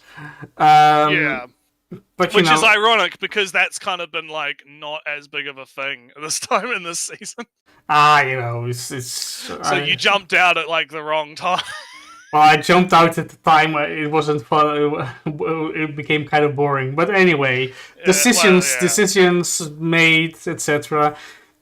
There are good manga out there that I will be watching in the future. I have no worries about that. Yeah. Well, and also to Guda's point, like, I'm not saying like they're not justified in hating the Japanese, right? Yeah, they did some fuck shit, right? Yeah. Like, I'm not saying they're not justified. It's just it is really interesting to see that bleed into the work, right? Like, there's clear. I feel like the author is definitely got some. He's probably got some interesting political opinions based on how he's portraying the Japanese here. I think there's some interesting. If you asked him, he's probably got some interesting thoughts. But overall, though, to kind of cap off, like the last 2 episodes, I would say they've been really good. The fights were really well done. There's definitely some interesting like plot stuff going on. I'm hoping that I think Son is going to be able to save the cute girl. It'd be a shame to lose the cute girl because cute girl's cute girl. Mm-hmm. And I'm interested to see where solo leveling goes. I think there's still a lot of other intrigue going on, right? Because you have like the whole system stuff and what's the system all about and how's that affecting things. Is there going to be like a fucking thing where he's going to try and rebel against the system in the future? I don't know. But that would be an interesting plot, right? Like, we'll see what happens. It's definitely. I never caught up. I mean, I was just an anime only for One Punch Man, but the system, the hero association system, is a big part of that story. So I wonder how did that ever get addressed? I don't think it did, but it's that story is also very much about that system of managing superheroes in just like hunters in a sense, but So leveling is far more about the exploitation of the actual, less about the societal impact in a sense, and more of just the people in charge in that way, and how people abuse that power instead of what it does as a society. Different questions you can ask on the same concept. So anywho, I don't know what else. Shall we? I might as well ping pong between everything. So we've got you got Oji-san, big play coming. Previous episodes they went on their summer vacation, holidays, recess. Grace went to Anne's father, mother, kind of sneaky suspicion that the mother knows how to do nobility stuff, knows the nobility manners or whatnot, mystery kind of deal. But the bigger part of these 2 episodes is that there's going to be a play that was apparently written by Grace's mother. Yes. And apparently for this specific purpose, like it's kind of pre-planned to have this student council, which she's a part of, and Anna too. to have this play at some point. So this mother character is getting real mysterious and sneaky behind the scenes, despite not appearing in the show, and only in the ending for a little bit. At least not. At least not. Yeah, yeah. Yeah, like you said, the general gist of the 2 episodes we've had because we've been gone. Is we get introduced to the mother, and there's some weird stuff going on there, some secrets, big secrets. Oh boy! And then yes, they have to put on a play for the cultural festival. Yeah. And the general like the general plot thing that's happening right now is the problem is Grace, who is Oji-san, can't act because of the cheat, so he can't act. So from the beginning, Oji-san had this cheat, which made his, plain talk, his commoner plain talk, into elegant speech. But now, if he wants to, play a non-elegant character in a play, he's gonna be kind of fucked because everything he does becomes elegant. So even if he deliberately tries to talk crudely, it will just get translated into talking elegantly. So big thing. Grace is going to be a terrible actor. Oh no, that would bad for her standing and bad for the show. Most importantly, it'll ruin the show. No.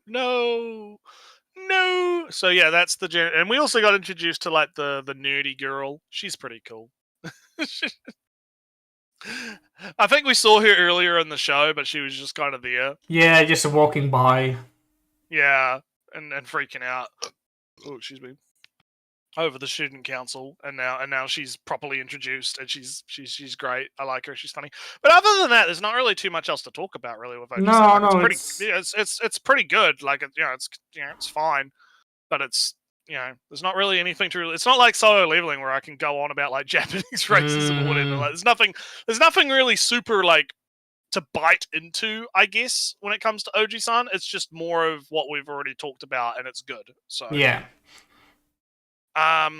So I guess Dr. Stone, because we'll go zigzaggy. Big science war. Big oh boy, big science wartime. I'm because it has been 2 episodes. I have to remember what happened in the. I'll just kind of go from what I remember, right? Like the TLDR is one side is trying to dig under the base to get to Zeno, right? And then the other side has like a big super weapon that they're building, right? And then the big attack happens, and Senku and the Captain Man go out in the plane and dogfight the guy.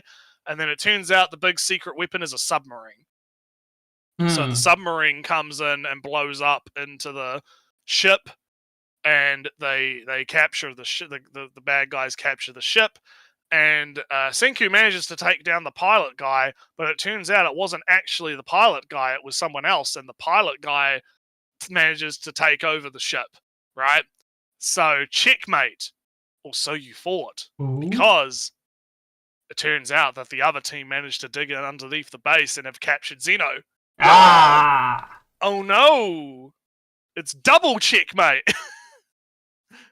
Both sides have checkmated, so yeah, that's pretty much. I vaguely remember this parts for a bit, but this is where you dropped off. Yeah, so it's getting real vague into events that I never read and vaguely remember. Yeah, and I'd say it's been all right. I'd say it's been fine. I mean, it's not too much to talk about really, but it's been okay. I do have a lot to talk about with Guildmaster though. Because fuck, man, Ellie, that last receptionist episode was fucking fuck. Remember what I've talked about with like the tonal whiplash? Yeah, right. With the tonal whiplash of Guild Receptionist. Jesus. So I guess to explain what happens, right? At the end of the last episode before this week, they're tracking down like the man in black, and he looks like the Grim Reaper. And they go into like the guild house, and he activates like a secret trapdoor. and they fall through the trap. No, you're forgetting the episode before it, where they're still at that camp of yeah, but a lot of that is just kind of like standard stuff, right? Yeah, like, but you have the worst possible scenario, which is our girl warming up to Jean. And that's what I want. That's the thing what I want to mention her to. This is the tragedy of the show. The true tragedy of the show, yeah. Whatever stupid old guildmaster has a tragic past, blah, blah, blah, blah, blah. Who cares? Who fucking cares? Yeah, no, the real tragedy is, she warms up to Jean. Is like, can you please keep acting normally, please? Please. Terrible. Yeah, no, but the rest of that episode is like, Jean does suspect the guildmaster of being the guy in black, and that gets confirmed obviously in the episode after. But like, it's pretty standard stuff outside of the her starting to warm up, right? Yeah. But getting back to what I want to talk about, so the guildmaster is like, yeah, I'm the guy that's been trying to get everyone to do shit. Follow me, and I'll give you my tragic backstory, which is actually pretty fucking tragic. And it's very tragic, not just because of what it is, but because of how they fucking portray this shit, right?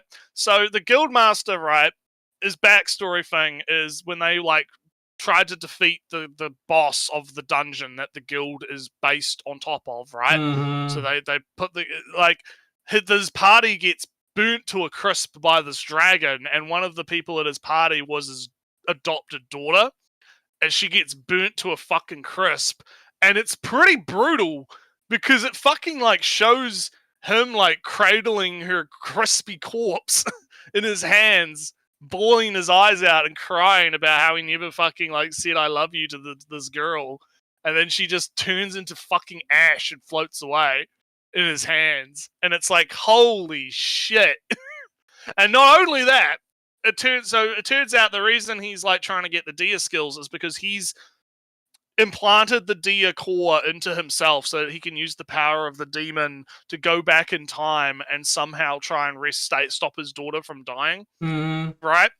But he can't go back in time far enough to be able to actually get to her when she's still alive.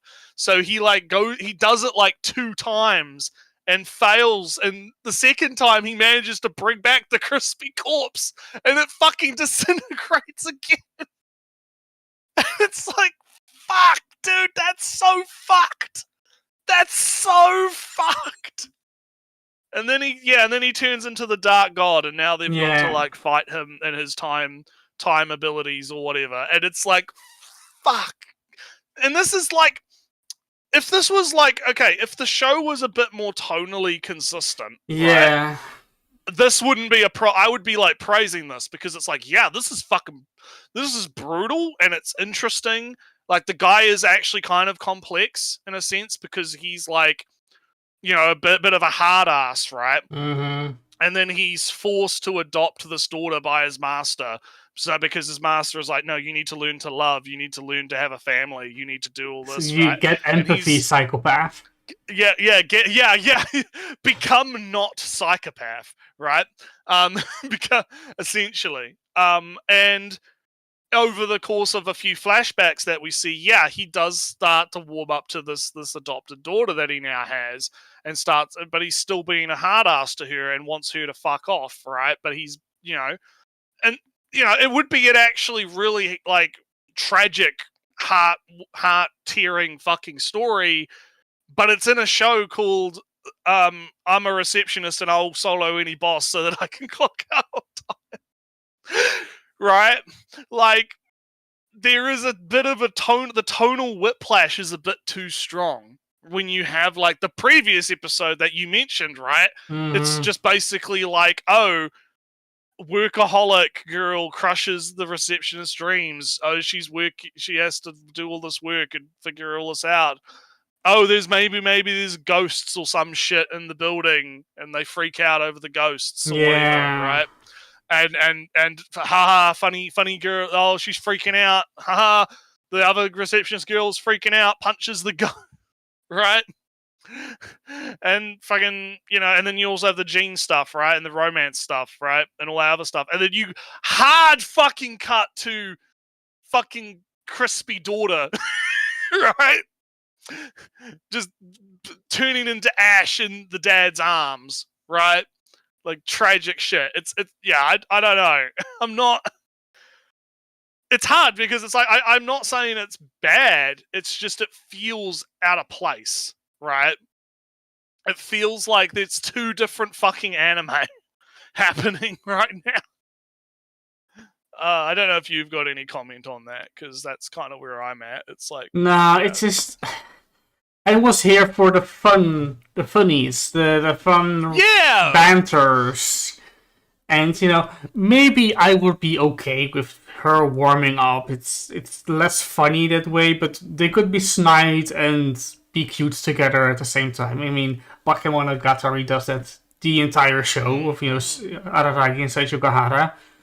Snide and bantery, but they like each other. That's all right. That's okay.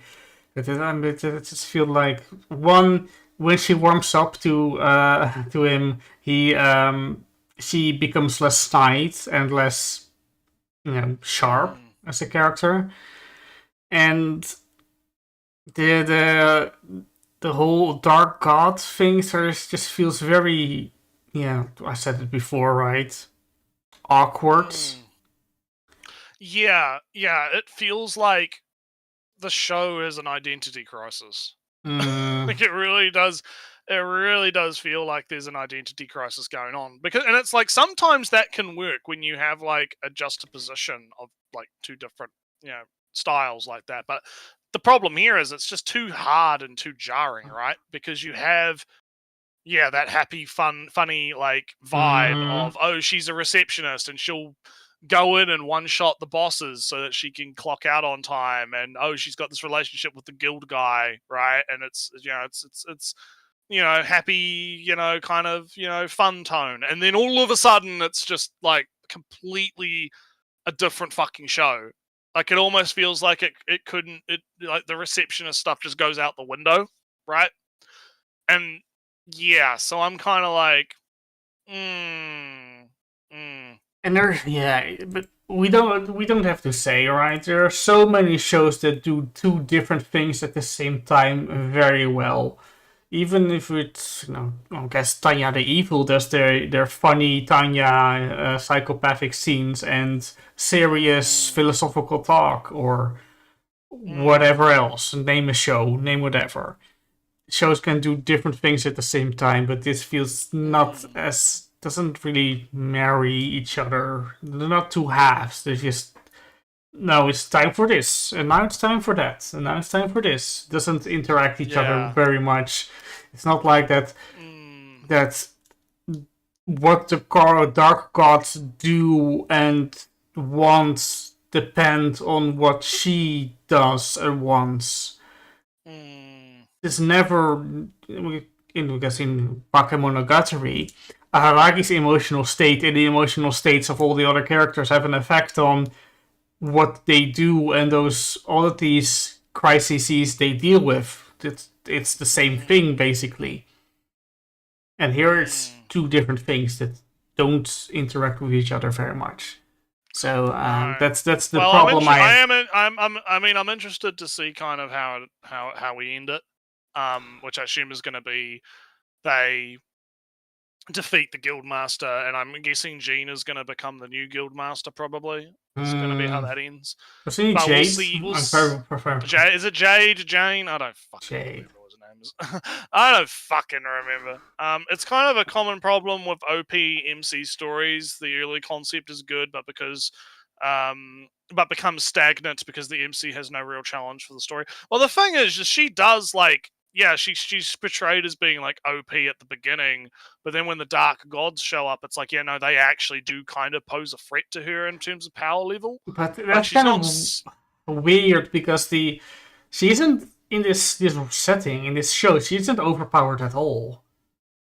She's constantly, she has to work for it, but she isn't one-shotting them all the time. I mean, Slime. Slime is a big example, and then you got Spider, and then you got Overlord, and maybe even Tanya the Evil. All their individual battles are kind of won easily in their own ways. Maybe not Slime, because Slime gets kind of grand rather quickly, but the individual fights of these shows are done very easily. But the thing is, of course, all the circumstances around it. Overlord is about reputation to maintain, and Tanya is about not wanting to pray, and name something else. But here she goes into her first dungeon, kind of, except the one in episode 1 in the prologue one. The first dungeon she goes into with the Dark God. She does it in the first dungeon, but in the second dungeon with the twins, right? She has to struggle and fight, and now she's going to struggle against somebody who already has proven to be somewhat on the same level. This doesn't feel like an overpowered story, but it kind of presents itself as that. Yeah, David, the thing is, I can only talk about from experience from the works that I've read or know of. And yeah, but anywho, yeah, it's definitely like gonna knock the show down a little bit when we probably do, because we're gonna be doing full anime talk next cast, right? Because new season coming out. So I think when we talk about our overall thoughts, right, like I feel like this show has like missed potential in a sense, right? Because I think the author tried to do two things at once and kind of didn't do them competently. Another interesting thing that I know this is going to be weird to bring up now, but the opening, right? Yeah. She's like flying on the thing. It finally clicked with me what's actually going on. It's the story of how she got the suit. Is it? So, yeah. So think about it. Like, it starts with her like getting on the flying thing, right? And she goes flying. And then it cuts to she's in the guild hall, and like the guy's screaming at the other girl, and they're like, oh yeah, she gets paid, right? And then she's walking down the street, and she sees the suit in the window, right? Yeah. And then then obviously like she looks and has like the hallucination of her in the suit, and then she sees Jean and that party having fun or whatever, right? But then it cuts back to her flying. And then there's like in the background, there's like her like in a dungeon, and she activates like her hammer, and she's in like a dungeon doing a bunch of stuff. And then she gets paid, and then she goes and buys the suit, and someone hands her the package that has the suit in it.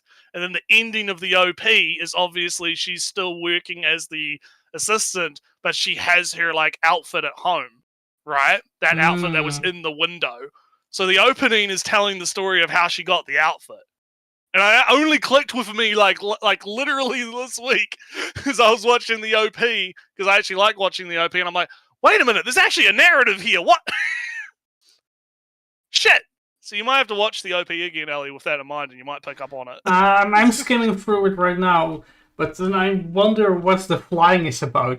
Besides, I think that's like her going to the dungeon, I guess, because she's wearing the same outfit in the dungeon that she's wearing on the thing. So I guess she's flying to the dungeon on the thing. Yeah, you're right. Yeah, so she sees the outfits. She sees adventuring might be fun. She goes to the dungeon with her hammer, and then she flies back, buys outfits. She has outfits, but keeping the secret that she does dungeon stuff. So it's like a narrative. Yeah. So it's like a narrative. All right. Yeah. So I was like, holy shit, that's actually kind of cool. That's actually pretty neat. Pretty neat.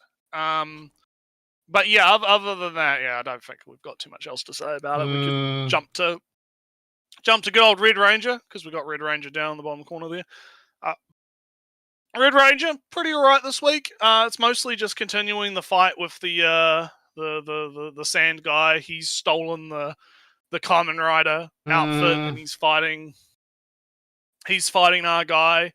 in the Kamen Rider outfit. They have some pretty funny gags in this one. So they're both fighting each other, Ellie, right? And they're doing their special moves, and they keep like the announcements for the special moves keep happening, and over time the other characters are like blocking their ears. Yeah. Because it's like marriage beam, sandrock kick, or something like that, right? Civvy Spinks. It just keeps it's like that over and over and over again, and all the other characters like, can you fucking hurry up?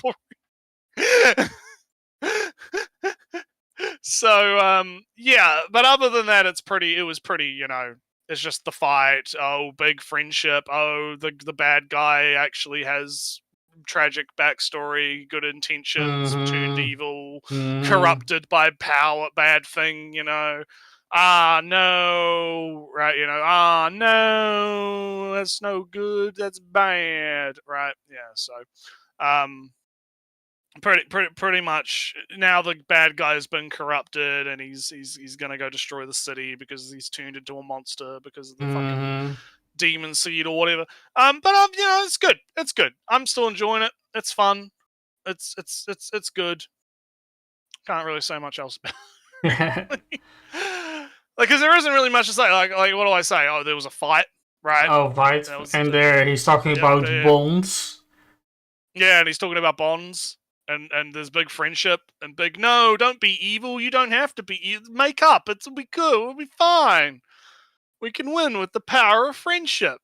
It's just chill. Just fine. But yeah, no, that's pretty much the gist of that. So anywho, I don't think there's anything else I've got. Because I did mention the cat show ended, but I haven't been talking about that because it's just it didn't really. It was the big bad guy, and then the cats. They defeat the bad guy or whatever. And so, it's pretty much. I'll talk about Orb because Orbs. The orb. So where we left off, Naretsu, Raphael returned. He was alive after all, and he went. Was it Albert? He brought Albert to a big conference of a big smarty people who did a bit of big talky about. This Muslim guy said something about the stars. Maybe he was right. Oh, but this Egyptian guy that I know said this thing. Blah blah blah blah blah. They talk amongst themselves, and then Albert goes from. He sits around, listens. He's 12 years old, listening to 30-old people talking about theories he never heard. Right, but he's curious. Also, Raphael does a big speech about how you should be curious and whatnot, and not let barriers stand in your way. Anyway, Albert realizes sits there. He's kind of impatient sitting in something's wrong. Oh damn, I haven't done my observations for tonight because looking at the stars and where they are now and whatnot, plans positions. So he runs out. He leaves the big gathering that Raphael got him into to do his observations. Alright, fair enough, I guess. With Naretsu, he comes home and he finds his father dead. Stabbed. Oh no! And Raphael is there, holding a bloody knife. Oh no! No! And Raphael talks about how curiosity shouldn't have any limits, and that his father had these documents about observations that would be very useful, but he says, nah, that's against the gods. Fuck those observations, I'm going to burn them. And Raphael is like, God. Nah, he was a fool who stood in the way of curiosity and knowledge and whatnot, so I got rid of him. You understand, right? Raphael is captured by the guards, the people off screen sometimes, and Albert is kind of left with a let's not be curious, actually. Yeah, maybe being curious leads to stabbings. Yeah. Maybe not bye, David. I see you in chat. Don't worry. Mm-hmm. So this is all talking to him talking in a confessional booth. From right. Albert is, thinking, well, what should I do? My adoptive, not this guy, the bakery I'm working for, offered me to go to university. It's a good thing, but I don't feel like it because curiosity is a sin. Let me talk to a priest. Priest says, all right, Yeah, well, priests know what they're talking about. priests know what they're talking about. So he talks to a priest, and the priest says, hey, why do you think curiosity is evil? And then this whole story happens. So the priest goes from, then basically the priest goes from, all right, we are humans, we live in contradictions. Reason and fate, certainty and doubt, certainty and doubt, and theory and fact and religion all live together in contradictions. You can also, and priest says, I feel that you just lost wonder. You lost faith in miracles. Because as a child, you looked up into the sky and saw the miracle of the world, of the heavens. And now you don't look up in the sky for fear of curiosity, basically. And priest guy says, hey, Albert, go out and look at the stars and be curious, see the wonders of the world. Don't worry about... Let curiosity... Fuck it, curiosity is sinful, but remain in wonder of the world. Something like that, right? So... Albert goes out, it's night, he looks at the stars and goes, damn. Raphael that's pretty. That's pretty. Raphael was kind of right, kind of. I shouldn't let barriers stand in my way. But where Raphael was wrong is he didn't look for the beauty in it. He was just in there for the pure facts. The pure, numbers. He would kill, he would debase himself for curiosity instead of looking for the beauty in curiosity. So, Albert walks by a house. Somebody gets a letter at the house and goes, why to me at this address? But I'm not that guy. And the guy says, well, this is the address. Because it's from previous owner. It says that 10% of the revenue should go to this address. And the guy says, oh, to me, all right. If it's extra money, it's all right. But his book, On the Movements of the Earth, that sounds kind of creepy, but alright, money is money. Yeah. So in this world, Naretsu, this book actually got published anyway. Hey, it happened anyway. But then Albert walks by, on the movements of the Earth, and he stands there for a bit and goes, And then we get a small history lesson of how Albert went to the university. He expressed skepticism to the geocentric model, and his student was Copernicus. And the show ends. And here I'm going to say I didn't like Albert's sections at all. It was the worst. You've been a bit lukewarm on that the last few weeks. Yeah, a little bit. It is kind of a putting your own OC in history. yeah. Original character, do not steal. Because I might have not mentioned it because Raka got a letter of Yolenta, and in her dying moments, after being stabbed by Novak at the the church burning down, etc., she did send the letter on a pigeon. So even though everybody dies who knows of this book, this letter went out, and we are to assume that this letter still led to the publishing of this book that this almost 2 sections was about. So why not just lean into that more than you're introducing Raphael? Yeah, it feels like, yeah. Because the whole thing was about the continuation, the knowledge, the truth perseveres through generations, through death, through adversity.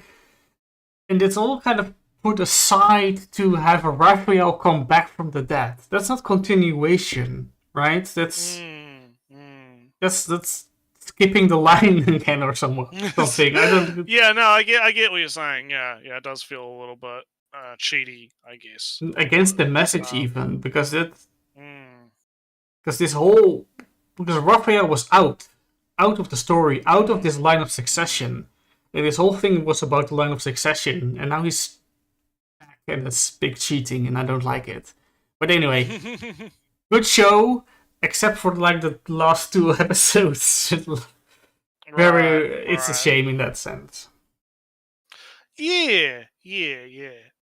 And then I got Apothecary Diaries. Yep. So the second to last episode of this from these 2, right? So last week's episode is a little bit of an intermission where it's about how her pavilion, her mistress, her concubine is getting extra staff because of one, she's pregnant and needs it, kind of. And 2, because that mysterious concubine has like 200 people, and we have 3. So we need to upgrade to 6 to maintain some standing in a sense. But we can't add too many because we need trust, and we can't have her getting poisoned and killing babies and whatnot. So 3 extra.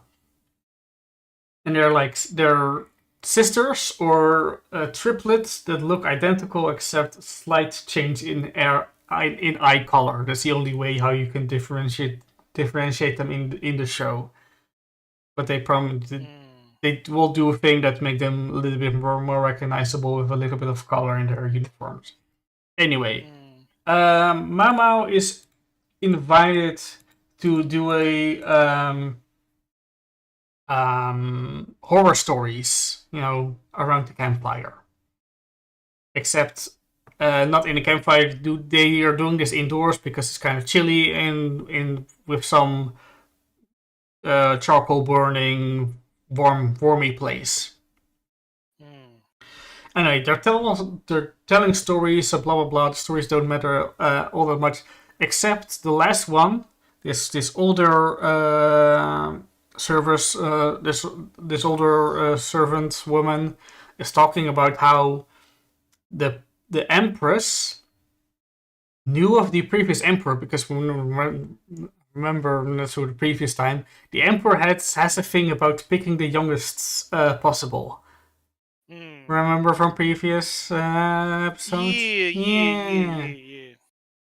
So this lady starts suddenly talking about how the Empress would just hunt for the youngest girls and just shove them into the Emperor's direction. And then afterwards, when the Emperor was done with them, they would be locked in the inner palace, the rear palace, and never be able to leave. Oof.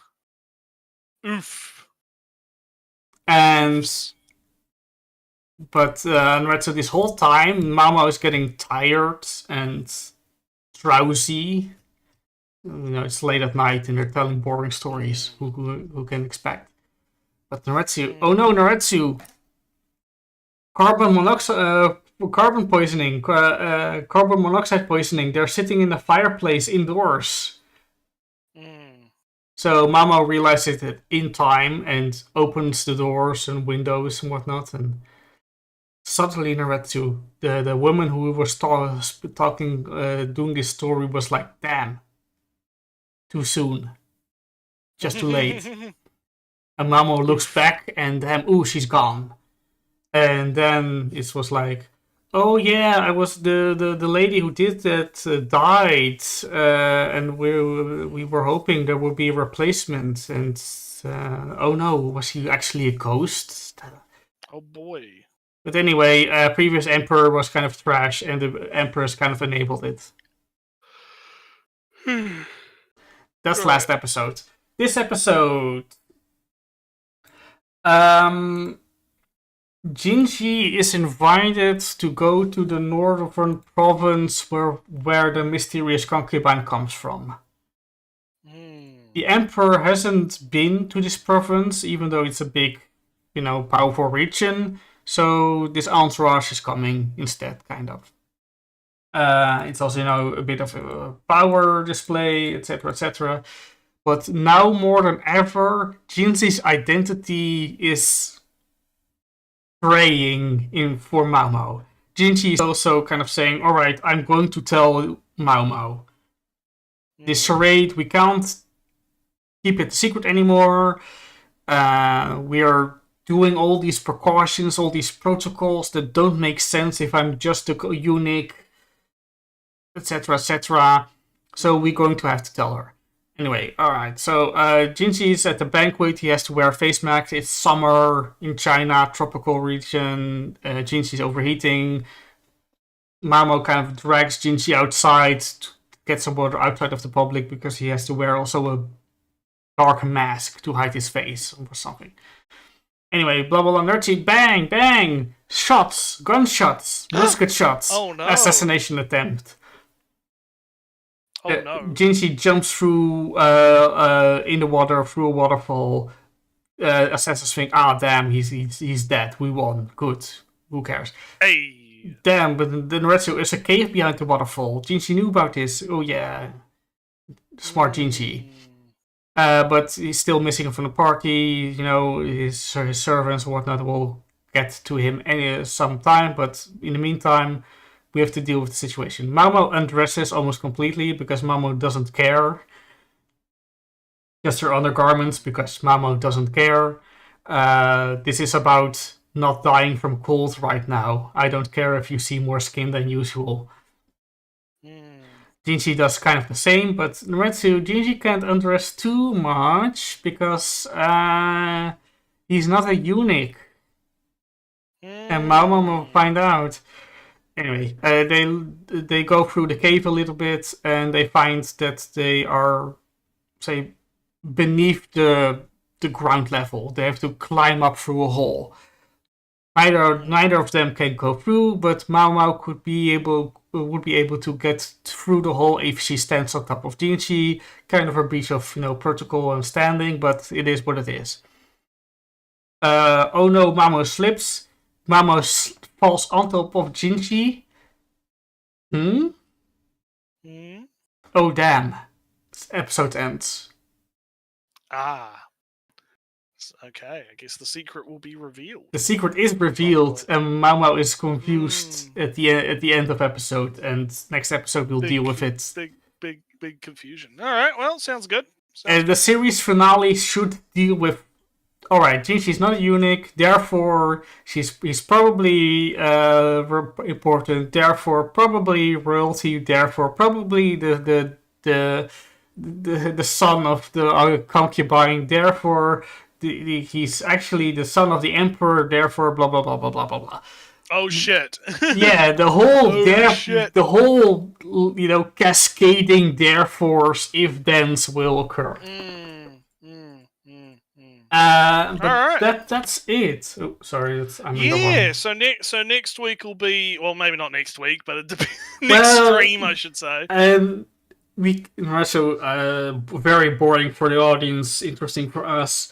We could do it at the normal day, but an hour later, or we could do it this day at this starting time. We'll chat about it. We'll chat about it. I mean, we got a week anyway, so we'll figure it out. But it's going to be anime chat anyway because we got new season. So yeah, we'll go over what's coming out, what's coming up, all the fun animes. We'll have a good little chat about what's going to be.